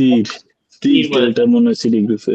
হ্যাঁ, সিটি গ্রুপের অনেকগুলো কোম্পানি। সিটি গ্রুপকে টোটাল 501 কোটি টাকা লোন দেয়া আছে, ঠিক আছে। আরো 284 কোটি টাকা পাবে তারা, মানে টোটাল 785 কোটি টাকা লোন দেওয়ার কথা। তার মধ্যে এখানে নন ফান্ডেড আছে, কিছু ফান্ডেড আছে। ফান্ডেড মানে দিয়ে দিছে অলরেডি। ওকে, আবুল খায়ের কাছে আছে, শাহ সিমেন্ট এর কাছে আছে, যে আবুল খায়ের কাছে আছে প্রায় টোটাল 400 কোটি টাকা। আরো 435 কোটি টাকা নন ফান্ডেড আছে। আবুল খায়ের কাছে সবচেয়ে বেশি আছে 845 কোটি টাকা, ঠিক আছে। বিএসআরএম এর কাছে আছে 465 কোটি, আরো 140 কোটি, মানে টোটাল 606 কোটি। এরকম করে করে কোন কোন কোম্পানির কাছে সবচেয়ে বড়, ছোট ছোট লোন তো অনেক আছে এরকম বড়, এগুলো হচ্ছে বড় বড় লোন। সামিট গ্রুপের কাছে আছে, দুলাল ব্রাদার্স ডিবিএল এর কাছে, প্রাণ আরএফএল এর গুলো হচ্ছে এগুলো, যে প্রাণ আরএফএল এর কতগুলো লোন। আরএফএল এই যে এটা হচ্ছে আপনার ডেভোনিয়ার গ্রুপ, আমি চিনি না এদেরকে। ডোরিন, ওয়ালটনের, এই যে ওয়ালটনের কতগুলো কোম্পানি দেখেন, সবগুলো লোন। ইউনাইটেড গ্রুপ, ইউনাইটেড পাওয়ার, আনলিমা, বাচ্চা গ্রুপ, আকিজ, ঠিক আছে, নাবিল গ্রুপ, এরকম সবগুলো বড়। Health care, pharmaceuticals, petro Bangla, petro Bangla মানে বাংলাদেশ বিপিসি, ঠিক আছে। টোটাল এরকম করে করে অ্যারাউন্ড দেখেন 10,000 কোটি টাকা লোন এখানে আছে। হ্যাঁ, 15,000 কোটি টাকা টোটাল। আমরা দেখলাম না যে 23,000 কোটি টাকা হচ্ছে কর্পোরেট লোন আছে সিটি ব্যাংকের। এই 23,000 কোটি টাকা কর্পোরেট লোন আছে, তার মধ্যে 15,000 কোটি টাকা হচ্ছে এগুলো। বুঝতে পারছেন? 8,000 কোটি টাকা তাহলে কোথায়? 6-7,000 কোটি টাকা। 6,000 কোটি টাকা সবাই তো আর 50 কোটি টাকা নেয় না, কেউ 25 কোটি নিছে, আর অনেক ছোট ছোট কোম্পানি আছে তারা 10 কোটি 15 কোটি করে নিছে, ঠিক আছে। ওদেরগুলো নাম তো এখানে আসবে। ওকে, এগুলো হচ্ছে সবচেয়ে বড় কোম্পানি। ওকে, সো এই হচ্ছে আমার কথা। এগুলো আমি দেখবো লাস্টে গিয়ে, যেটাতে আমি শেষ করবো, ঠিক আছে। এবার আমি দেখবো ম্যানেজমেন্ট কার, ম্যানেজমেন্টে কে আছে। আমার জন্য সবচেয়ে ইম্পর্টেন্ট হচ্ছে ফরেন শেয়ার হোল্ডিং আছে কিনা, মানে ফরেনার আছে কিনা ম্যানেজমেন্ট, ঠিক আছে। আমি এখানে যেটা দেখবো বোর্ড অফ ডাইরেক্টরস কারা, ম্যানেজমেন্টে বোর্ড অফ ডাইরেক্টরস কারা বসছে, কি হচ্ছে না হচ্ছে, চেয়ারম্যান কারা, এটা দেখলে আমি মোটামুটি আমার আইডিয়া ক্লিয়ার হয়ে যাবে। আচ্ছা, এখানে চেয়ারম্যানের একটা স্টেটমেন্ট আছে, চেয়ারম্যান কি চিন্তা করতেছে ব্যাংক নিয়ে, অপারেটিং কনটেক্সট, ঠিক আছে। ফিউচারে ওরা কি চিন্তা করতেছে, 2025-এ কি করবে তারা, ঠিক আছে। যেমন স্প্রিং বোর্ড ফর গ্রোথ, মানে সামনে ওরা গ্রোথ কোত্থেকে আনবে, ঠিক আছে। যেমন এখানে চেয়ারম্যান কিন্তু বলে দিছে যে our journey forward is driven by investment in technology, digital experience, মানে এখন ডিজিটাল ব্যাংকিং এর দিকে তারা বেশি ঝুঁকবে, ঠিক আছে। এরপরে হচ্ছে আপনার, ঠিক আছে, ব্যালেন্স শিট, এই যে কিসে কিসে কোন কোন সেগমেন্টে ওরা ফোকাস করবে নেক্সট 2025-এ, মানে 24-এ বলছে, 25-এ কিসে কিসে ফোকাস করবে। ইসলামিক ব্যাংকিং এ ফোকাস করবে, ঠিক আছে। তারপর হচ্ছে আপনার রিটেল ব্যাংকিং এ ফোকাস করবে, এই যে দেখেন আমি বলছিলাম রিটেল ব্যাংকিং এর কথা, এই যে রিটেল ব্যাংকিং এর কথা বলছি, রিটেল ব্যাংকিং এ ফোকাস করবে, ক্রেডিট কার্ডে ফোকাস করবে। বুঝতে পারছেন? ঠিক আছে, এই হচ্ছে কথা। একটু ম্যানেজমেন্টটা দেখবো। এরা হচ্ছে বোর্ড অফ ডাইরেক্টরস, চেয়ারম্যান হচ্ছে আজিজ আল কায়সার ছিল 2024 সালে। এই আজিজ আল কায়সার হচ্ছে আপনার পার্টেক্স গ্রুপের, ঠিক আছে। এটা হচ্ছে হোসেন খালেদ, হোসেন খালেদ হচ্ছে আনোয়ার গ্রুপের, এটা আনোয়ার হোসেনের ছেলে। এই ব্যাংকটা শুরু করছিল পার্টেক্সের পার্টেক্সের ওই যে আবুল হাসেম নাকি এম এ হাসেম ওনার নাম, তারপর হচ্ছে আনোয়ার গ্রুপের এম এ হাশেম মারা এম এ গেছে, এমপি ছিল। তারপর আনোয়ার হোসেন হচ্ছে ওই আনোয়ার ইস্পাতের আনোয়ার হোসেন। তারপর হচ্ছে আপনার কারা কারা জানি শুরু করছিল, যে এই ছবি আছে, এই যে ওরা শুরু করছিল, দিন মোহাম্মদ, সিটি গ্রুপের দিন মোহাম্মদ, এম এ হাশেম, আনোয়ার হোসেন, আজিজুল হক চৌধুরী, ঠিক আছে, এরা শুরু করছিল। তো ওনাদের ছেলেরা এখন বোর্ডে আছে, মানে 3টা গ্রুপ আছে। কিন্তু সবচেয়ে মজার বিষয় হচ্ছে কি জানেন, সিটি ব্যাংকের বোর্ডে আইএফসি আছে। সিটি ব্যাংকের লার্জেস্ট শেয়ার হোল্ডার হচ্ছে আইএফসি।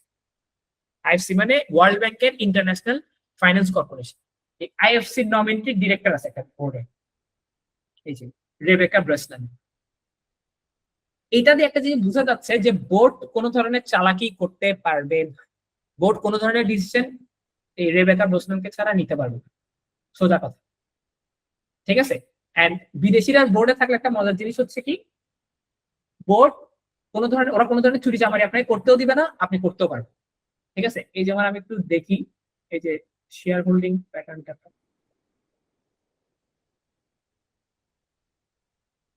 এই যে শেয়ার হোল্ডিং স্ট্রাকচার 130 নম্বর পেজ, এই যে 130 নম্বর পেজে শেয়ার হোল্ডিং স্ট্রাকচার দেখেন, চেয়ারম্যানের কাছে আছে হচ্ছে 2.7% শেয়ার, ভাইস চেয়ারম্যানের কাছে হোসেন খালেদের কাছে আছে 2.2%, সবার কাছে 2% এর নিচে। আইএফসি যেটা ইন্টারন্যাশনাল ফাইন্যান্স কর্পোরেশন, তাদের কাছে 4.95%। তার মানে বোর্ডে সবচেয়ে বেশি হোল্ড কে রাখছে?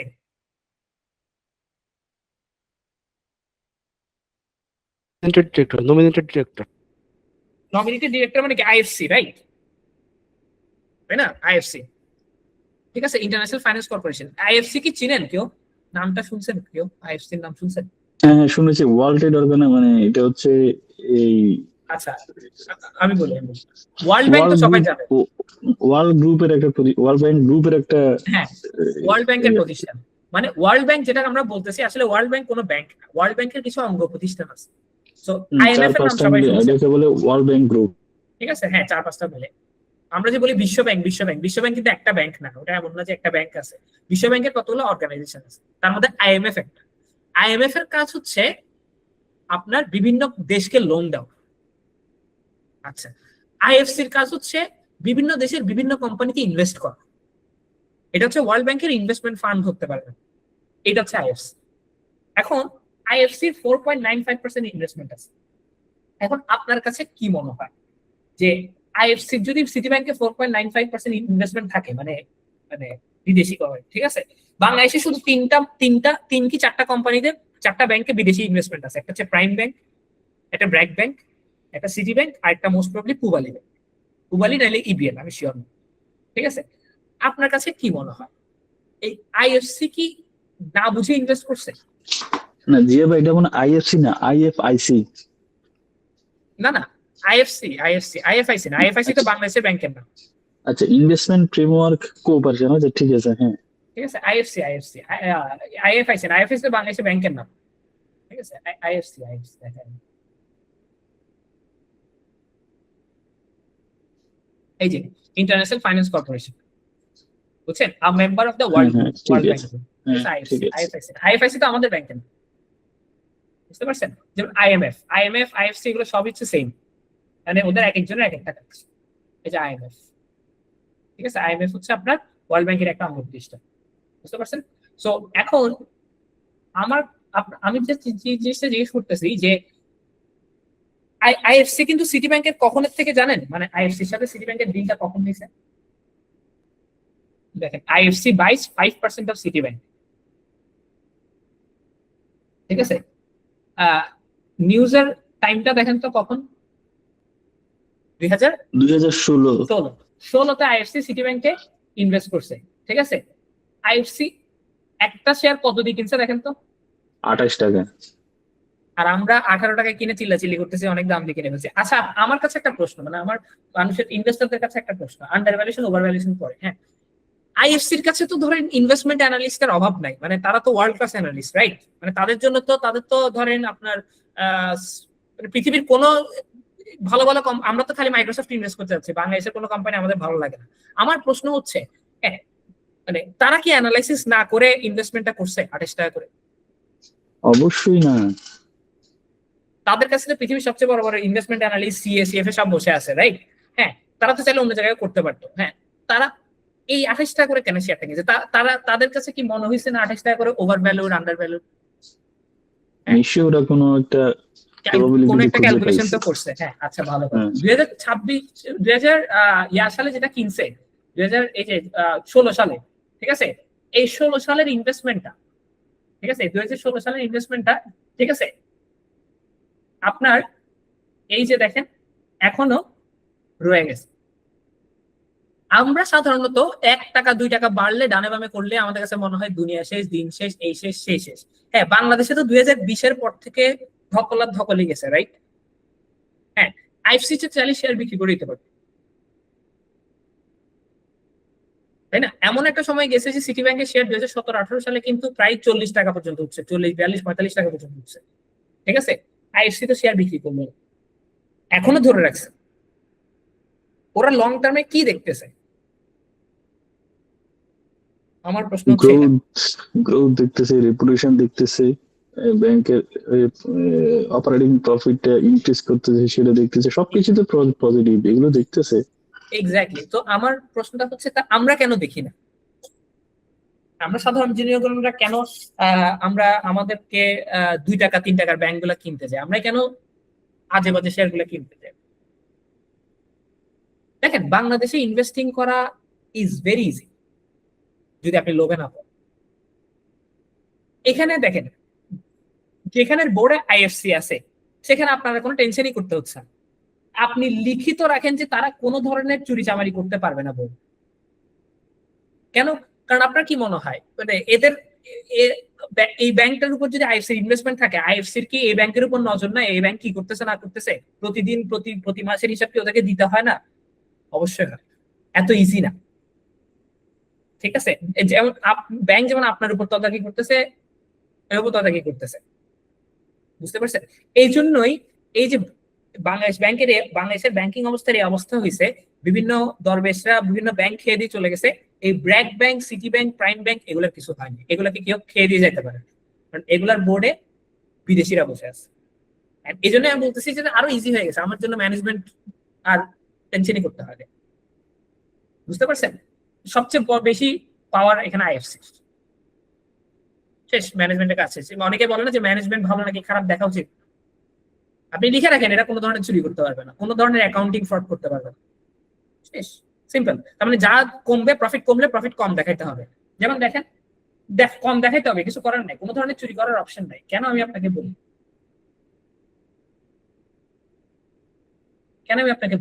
যেমন দেখেন গেল বলি, এই যে নেট ইন্টারেস্ট ইনকাম দেখেন 1500 কোটি টাকা ছিল, 2024 এসে 1400 কোটি হয়েছে, কমছে, কমটা দেখাইতে হয়েছে, কিছু করার নাই, কিচ্ছু করার নাই, এখন কোনো ধরনের চুরি করতে হবে না ওরা। যেমন দেখেন 474 কোটি টাকা নেট প্রফিট ছিল 2021 সালে, 2022 সালে এসে 450 কোটি টাকা হয়ে গেছে, মানে নেট প্রফিটের ডিগ্রোথ হয়েছে। এটা তো ওদের জন্য একটা নেগেটিভ দিক, কিন্তু কিছু করার নাই, এটা দেখাইতে হবে। কারণ ওই যে কোনো ধরনের অ্যাকাউন্টিং গিমিক করতে পারবে না, আইএফসি আছে বলে। তো this is the game. So আমার জন্য আমার কথা হচ্ছে কি, আমি খুবই ছোট চিন্তা করি। আমার কথা হচ্ছে কি, যেভাবে আগাচ্ছে দেশের অর্থনীতি আগাবে, সবকিছু আগাবে, এই ব্যাংকগুলোর আরো 15-20 বছরের একটা রানওয়ে আছে। এই ব্যাংকগুলোকে আপনি 2 মাস 3 মাস 4 বছর 2 বছর পরে 1 বছর পরে 2027 সালের ডিসেম্বরে আমার বার্থডে দিন এটার দাম কি হবে এটা চিন্তা করে পারবে। But if you are for the long term, you will definitely gain, you will definitely bound to gain. আপনার যদি 10 বছরের একটা টার্গেট থাকে, অ্যাটলিস্ট 5 বছরের বেশি একটা টার্গেট থাকে, things are gonna change. হ্যাঁ, things will definitely change. ওকে, আমরা সাধারণত একটা কথা বলি, আমরা আমাদের দেশ নিয়ে আমরা খুব হতাশ, আমরা আমাদের শেয়ার বাজার নিয়ে হতাশ, আমাদের কাছে মনে হয় আমাদের শেয়ার বাজার কোনো মার্কেট নাই, এটা নেই, স্টক মার্কেট নেই, এটা নেই। হ্যাঁ, আইএফসি কেন তাহলে ইনভেস্ট করবে? হ্যাঁ, আইএফসি কেন তাহলে ইনভেস্ট করবে এখানে? মানে ওরা তো আরো ভালো ভালো মার্কেট পাচ্ছে ওদের। হ্যাঁ, ওদের তো ইন্ডিয়ার মার্কেট আছে, এটা আছে, ইন্ডিয়ার মার্কেটে তাদের ইনভেস্টমেন্ট আছে, বাট তাদের তো বাংলাদেশের মার্কেট ইনভেস্টমেন্ট দরকার ছিল না। ঠিক আছে, তারা তো চাইলে পারতো যে ওখানে চলে, তারা কেন 8-10 বছর ধরে বসে আছে? আমরা খালি চিৎকার চেঁচামেচি করছি 10 বছর কোনো রিটার্ন দেয় না, 10 বছর কোনো রিটার্ন দেয় না। তো 10 বছর কি আইএফসি কোনো রিটার্ন পায় নাই? অবশ্যই পাইছে। প্রবলেম হচ্ছে আমাদের এখানে চিৎকার চেঁচামেচি করে কারা?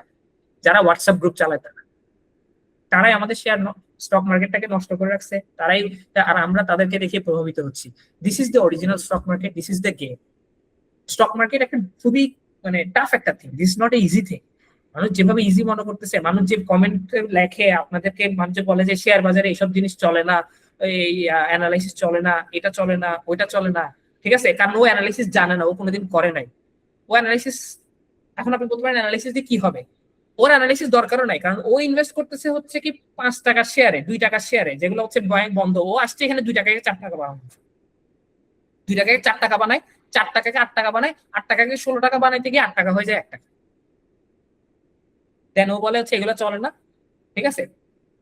আমি সব বুঝলাম, আমার মার্কেটে যদি এত ম্যানিপুলেশন হয়, আমি বুঝলাম যে আমাদের এখানে শেয়ার বাজারে ম্যানিপুলেশন হয়, এটা হয়, এটা তো আইএফসি জানে, ঠিক আছে, ম্যানিপুলেশন হয়। ওরা তো ম্যানিপুলেটেড শেয়ার ইনভেস্ট করে না, ওরা তো এখানে ইনভেস্ট করছে। সো আমি আপনাদের একটা কথা বলি, যে যা বলবে বলুক, আপনি নাম্বার শিখেছি আপনাদেরকে, নাম্বার রান করেন, ঠিক আছে, নাম্বার রান করেন, দেখেন কি হয়, ঠিক আছে, দেখেন কি হয়। আমরা তো ডিভিডেন্ড ইল্ডের ক্লাস করালাম, ঠিক আছে। হ্যাঁ, এগুলো তো অপরচুনিটি আছে, অপরচুনিটি আছে বলে বিদেশিরা ইনভেস্ট করতেছে, অপরচুনিটি না থাকলে করতে হবে, ঠিক আছে। যেমন আমি আপনাদেরকে একটা সিম্পল জিনিস দিয়ে শেষ করে দেবো আজকে, ঠিক আছে। আমরা সবাই 71 টাকা 72 টাকা এগুলো নিয়ে চিন্তা করতেছি, 70-এ যাচ্ছে নাকি এটাতে যাচ্ছে, ঠিক আছে। সিটি ব্যাংকের সরি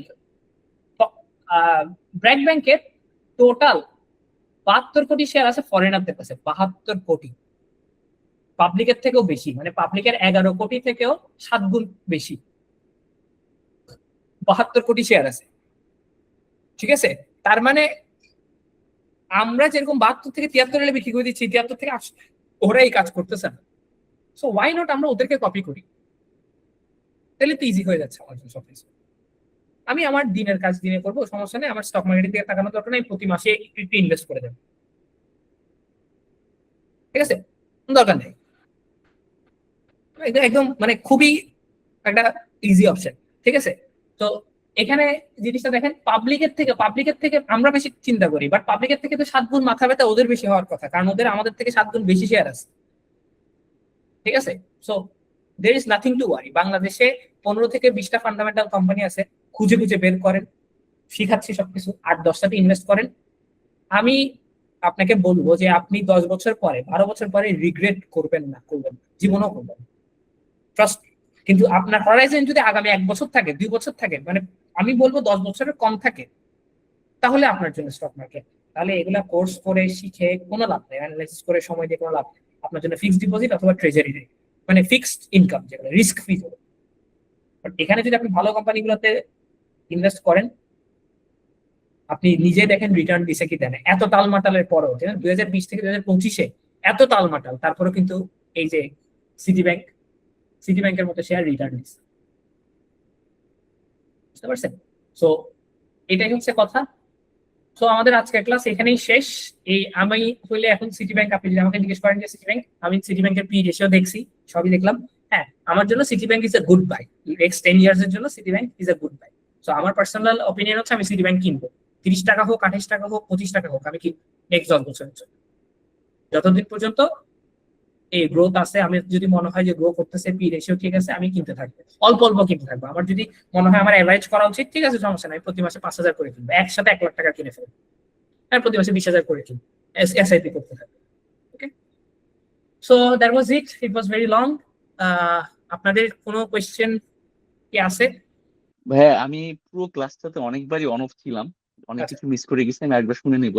আচ্ছা। তো ভাইয়া ওই যে ভাই একটা ভালো প্রশ্ন করছিল, জাকির ভাই প্রশ্ন করবো তো, যে ওই পার আর্নিং মানে আমরা যেই শেয়ারটা কিনি, লাইক সিটি ব্যাংকে যেই পার শেয়ার যেই টাকা দিয়ে কিনছিস, ব্র্যাক ব্যাংকেও দেখা গেল যে সেম ইপিএস পাচ্ছি, বাট প্রাইসটা বেশি।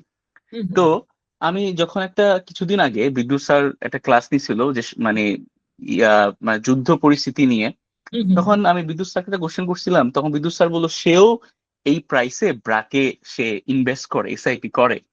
মানে তখন যে প্রাইসটা ছিল যে 68-70 টাকা। তো বিদ্যুৎ স্যার ট্রাস্টে করে, বিদ্যুৎ স্যার হচ্ছে ব্র্যাকেও করে।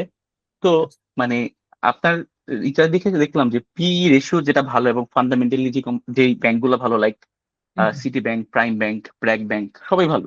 হুম। তো এর মধ্যে থেকে তো বিদ্যুৎ স্যার কিন্তু পিই রেশিও ব্র্যাকে বেশি হওয়ার পরও সে ব্র্যাকের প্রতি সে এসআইপি করতেছে। তো সে কি তাহলে বিদ্যুৎ স্যার কি সে ফিউচারে, যে ইন ফিউচার যে সিটি ব্যাংক বা প্রাইম ব্যাংক এগুলা থেকেও কি সে ব্র্যাকে ফিউচারে গ্রোথটা বেশি দেখতেছে, এই জন্য সে সেই দিকে ইনভেস্ট করতেছে? মানে তার পয়েন্ট অফ ভিউটা কি? যদিও এটা বিদ্যুৎ স্যারের কোশ্চেন, বাট আমি আপনাকে করলাম আর কি।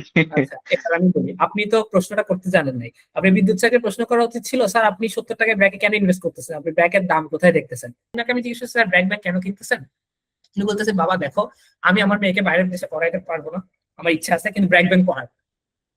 তো উনি একটা হিসাব দিচ্ছে অনেক সুন্দর। উনি বলতেছে, আমার যদি এই ব্র্যাক ব্যাংকে, বর্তমানে উনি ব্র্যাক ব্যাংক থেকে ডিভিডেন্ড পায়, তো বছরে উনি যে ডিভিডেন্ডটা পায়, এই ডিভিডেন্ডটা উনি ওনার মেয়েকে দিয়ে দেয়।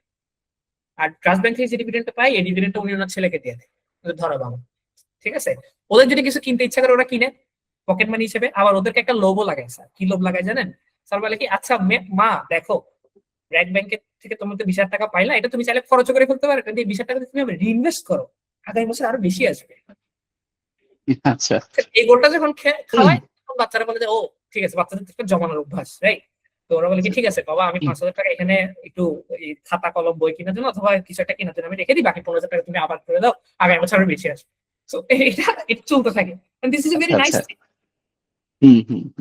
এটাই হচ্ছে ওনার, মানে আপনি যে কোশ্চেন করছেন, এটাই হচ্ছে দ্যাটস দ্য স্টোরি বিহাইন্ড। এখান থেকে ভাইয়া আরেকটা জিনিস যেটা, সেটা হচ্ছে যে আমি ওই যে আপনি যেটা সিম্পলি ওয়াল স্ট্রিট যে একটা ওয়েবসাইট ছিল, ওখানে আমি জাস্ট ওদের ফিউচার ক্যাশ ভ্যালুটা দেখতে চাইলাম।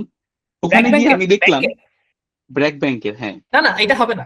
এটা হবে না, ব্র্যাক ব্যাংকের ক্ষেত্রে ডিসিএফ, আচ্ছা আমি আমারটা ভুলেছে, ডিসিএফ এর ক্লাসে আমি এটা বলে দিই নাই। ডিসিএফ এর ক্লাসে কি বলে, ব্যাংকের আসবে না। হ্যাঁ ক্যাশ ফ্লো আপনি দেখতে পাবেন। আচ্ছা আচ্ছা আচ্ছা, এটা জানা ছিল না আমার। আমাদের আজকের ক্লাসে আমরা কিন্তু ইনকাম স্টেটমেন্ট, ব্যালেন্স শিট নিয়ে কথা বলছি, ক্যাশ ফ্লো নিয়ে কিন্তু কথা বলি নাই। না হ্যাঁ, কারণ ব্যাংকের ক্ষেত্রে ক্যাশ ফ্লোটা ম্যাটার করে না। আচ্ছা আচ্ছা আর আচ্ছা, ব্যাংকের বিজনেস তো ক্যাশের বিজনেস, এটা তো ক্যাশ আসবে আর যাবে, ওদের তো মেইন বিজনেস ক্যাশে না। আচ্ছা আমি আমি আমি তাহলে এখানে কনফিউজ হয়ে গেছিলাম ভাই। দেখলাম যে ব্র্যাকের হচ্ছে ফিউচার ক্যাশ ভ্যালু 20 টাকা, মানে ওই সিম্পলি ওয়াল স্ট্রিটে। আমি তো বললাম ব্যাপারটা হইলোটা কি তাহলে? ব্যাংকের ক্ষেত্রে ডিসিএফ কাজ করবে না। আচ্ছা আচ্ছা, থ্যাংক ইউ ভাই, থ্যাংক ইউ। আচ্ছা ওকে, ব্যাংকের ক্ষেত্রে P ratio important, NPL ratio important, ডিপোজিটের গ্রোথ ইম্পর্টেন্ট, তারপর হচ্ছে পিবি রেশিও, মানে প্রাইস টু বুক ভ্যালু, মানে এনএভির তুলনায় প্রাইস কত বেশি আছে। হ্যাঁ, এনএভির তুলনায় প্রাইস যদি 1 এর নিচে থেকে আন্ডার ভ্যালু, 2 এর উপরে থাকলে ওভার ভ্যালু, মানে 2 থেকে 3 এর উপরে থাকলে ওভার ভ্যালু। তাহলে ভাই আজকের দিনে যদি আমাদের ইনভেস্ট করতে হয়, যে একটা ভাইয়া বললো বা আপনি বললেন যে ইবিএল এর গ্রোথ মানে গ্রোথ কম, তাহলে কি ভাইয়া city bank, prime bank, BRAC bank এই তিনটা ব্যাংকেরই গ্রোথ ভালো সামনে ইন ফিউচার? ব্যাপারটা এরকম? দেখেন, প্রাইমেরও কিন্তু গ্রোথ ভালো না। ইটস জাস্ট প্রাইম হচ্ছে কি, মানে ছোট ব্যাংকের মধ্যে ভালো গ্রোথ দেখাচ্ছে, হ্যাঁ, বাট প্রাইম কিন্তু সিটির পজিশনে না। হ্যাঁ, প্রাইমের লোন বুক এখন অনেক ছোট, যেখানে সিটির লোন বুক এখনো 51-52 হাজার কোটি টাকা চলে গেছে, 44-45 হাজার কোটি টাকা, সেখানে প্রাইমের লোন বুক এখনো 25 হাজার কোটি টাকা ক্রস করে নাই।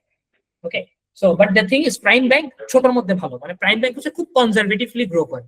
ইবিএল গ্রো কমই করে, ইবিএল একদম গ্রোথের দিকে নেই, ইবিএল গ্রোথ খুবই কম করে। ইবিএল এর কথা হচ্ছে আমরা ব্যাংকিং স্টেবিলিটি রাখি। আমি আপনাকে 5টা জিনিস বলবো। ব্র্যাক ব্যাংক আর সিটি ব্যাংক এরা গ্রোথের জন্য পাগল, যেদিকে যাবে সেদিকে গ্রোথ, মানে কনজারভেটিভ। প্রাইম হচ্ছে ছোটর মধ্যে, প্রাইম চিন্তা করে আমি গ্রোথ করব বাট অল্প পরিসরে, মানে গ্রোথের জন্য আমি একেবারে বড় বড় ভেঞ্চারে চলে যাবো। ইবিএল হচ্ছে কি, স্টেবিলিটি। ইবিএল এর যদি এই বছর 5% প্রফিট যদি গ্রো করতে পারে, ইবিএল এর জন্য মাছ বেটার, ওদের জন্য 20% গ্রো করতে হবে না, ইবিএল মাছ বেটার। এই ইবিএল হচ্ছে স্টেবিলিটি। পূবালী ব্যাংক যেটা করে, পূবালী ব্যাংক হচ্ছে মাঝখানে, এরা কিছুদিন গ্রোথে যায়, কিছুদিন স্টেবিলিটিতে থাকে, কিছুদিন মানে ডিজিটালে যায়, ঠিক আছে? সো আপনি যদি আমাকে চুজ করতে বলেন, I would obviously go for, কারণ আমার যেহেতু এখন ওই বয়স কম, ঠিক আছে, সো আমি একটু গ্রোথ ফোকাস হব। সো আমার ম্যাক্সিমাম এক্সপোজারটা আমি সিটি আর ব্র্যাকে রাখবো। হ্যাঁ, মিনিমাম এক্সপোজার আমি আনবো হচ্ছে প্রাইমে, ঠিক আছে, আর ইবিএল যাবো, কারণ আমার কাছে মনে হয় যে ব্যাংকিং সেক্টরে এখন অনেক অপরচুনিটি, বাট ইবিএল বেশি কনজারভেটিভ হয়ে যাচ্ছে, ঠিক আছে? এটা ভালো, স্টেবিলিটির জন্য ভালো, বাট ইবিএল আমার কাছে মনে হয় বেশি কনজারভেটিভ। সো এটা কোনো ইনভেস্টমেন্ট অ্যাডভাইস না, but I am not gonna go for EBL. আমি ভাইয়া লাস্ট 3 থেকে 6 মাসের দুইটা মিউচুয়াল ফান্ডের ওদের পোর্টফোলিও দেখলাম, যে এইচ মিউচুয়াল ফান্ড আর ভিআইপিবি। হ্যাঁ, ওদের শহীদুল ওরা ইসলাম দেখলাম যে VIP আচ্ছা ওদের দেখলাম যে মানে ওদেরকে আমি জাস্ট পোর্টফোলিওটা অবজার্ভ করতে চাইলাম যে ওরা কি চিন্তা করে কি করতে চাচ্ছে আর কি। তখন আমি দেখলাম যে ওরা prime bank, H mutual fund এবং ভিআইপিবি, ওরা দুইজনে দেখলাম প্রাইম ব্যাংক লাস্ট 6 মাসে অনেক শেয়ার কিনছে। এটার পিছনে কি কোনো মানে মানে ওরা কি চিন্তা করলো আর কি, সেটা আমি বুঝতে পারি নাই। আপনার কি কোনো আইডিয়া আছে ভাইয়া? ওরা যে জিনিসটা চিন্তা করছে আমি আপনাকে বলি যে ওরা হচ্ছে 5 বছরের জন্য এটা কিনছে, ওরা খুব একটা বেশি ক্র্যাশ প্রিম করবে না সেটা, ঠিক আছে? কারণ আমি একটা জাস্ট সিম্পল একটা কথা বলি, হ্যাঁ, ব্র্যাকও কিন্তু ওদের কাছে অনেক আছে, অনেক, হ্যাঁ হ্যাঁ, দেখো অনেক। সিটিও অনেক আছে, ঠিক আছে? এখন একটা বিষয় হচ্ছে যে একটা জিনিস দেখেন, বাংলাদেশের ব্যাংকিং সেক্টরে আপনি যদি একদম টপ ক্লাস ভালো 5টা ব্যাংকের নাম বলেন, 5 থেকে 6টা, ব্র্যাক, প্রাইম, সিটি, ইবিএল, পুবালি, ধরেন ব্যাংক এশিয়া, এই 6-7, হুম হুম ঠিক আছে? তো হুম। এইখানের মধ্যে হ্যাঁ ব্র্যাক আর প্রাইম সিটি ওদের কাছে অলরেডি আছে অনেক।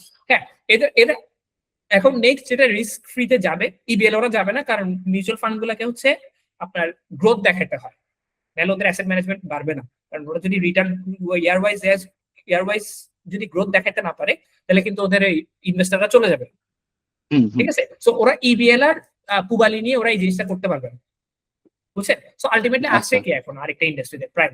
So they are hmm. Moving for prime, ও আচ্ছা আচ্ছা, হ্যাঁ বুঝতে পারছি এবার। বুঝতে পারছেন? এটা তার মানে অলরেডি যেহেতু ওরা ব্র্যাক এবং সিটিতে আছে, ওরা তো ওরা আরেকটা ব্যাংকে যদি ইনভেস্ট করতে চায় সেটা প্রাইম, দ্যাটস ওরা প্রাইম ইনভেস্ট করছে, এই তো কথাটা। হ্যাঁ এটাই, কারণ গ্রোথে আছে এখন, গ্রোথে বুঝতে আছে। পারছি বুঝতে কারণ পারছি এখন আপনি যদি বলেন এগ্রেসিভলি গ্রো করতেছে, খারাপ ব্যাংকিং ইন্ডাস্ট্রিতে এগ্রেসিভলি গ্রো করতেছে এই 3টা ব্যাংক, ব্র্যাক, সিটি, প্রাইম। বুঝতে পারছি ভাই। ওকে ভাই, থ্যাংক ইউ।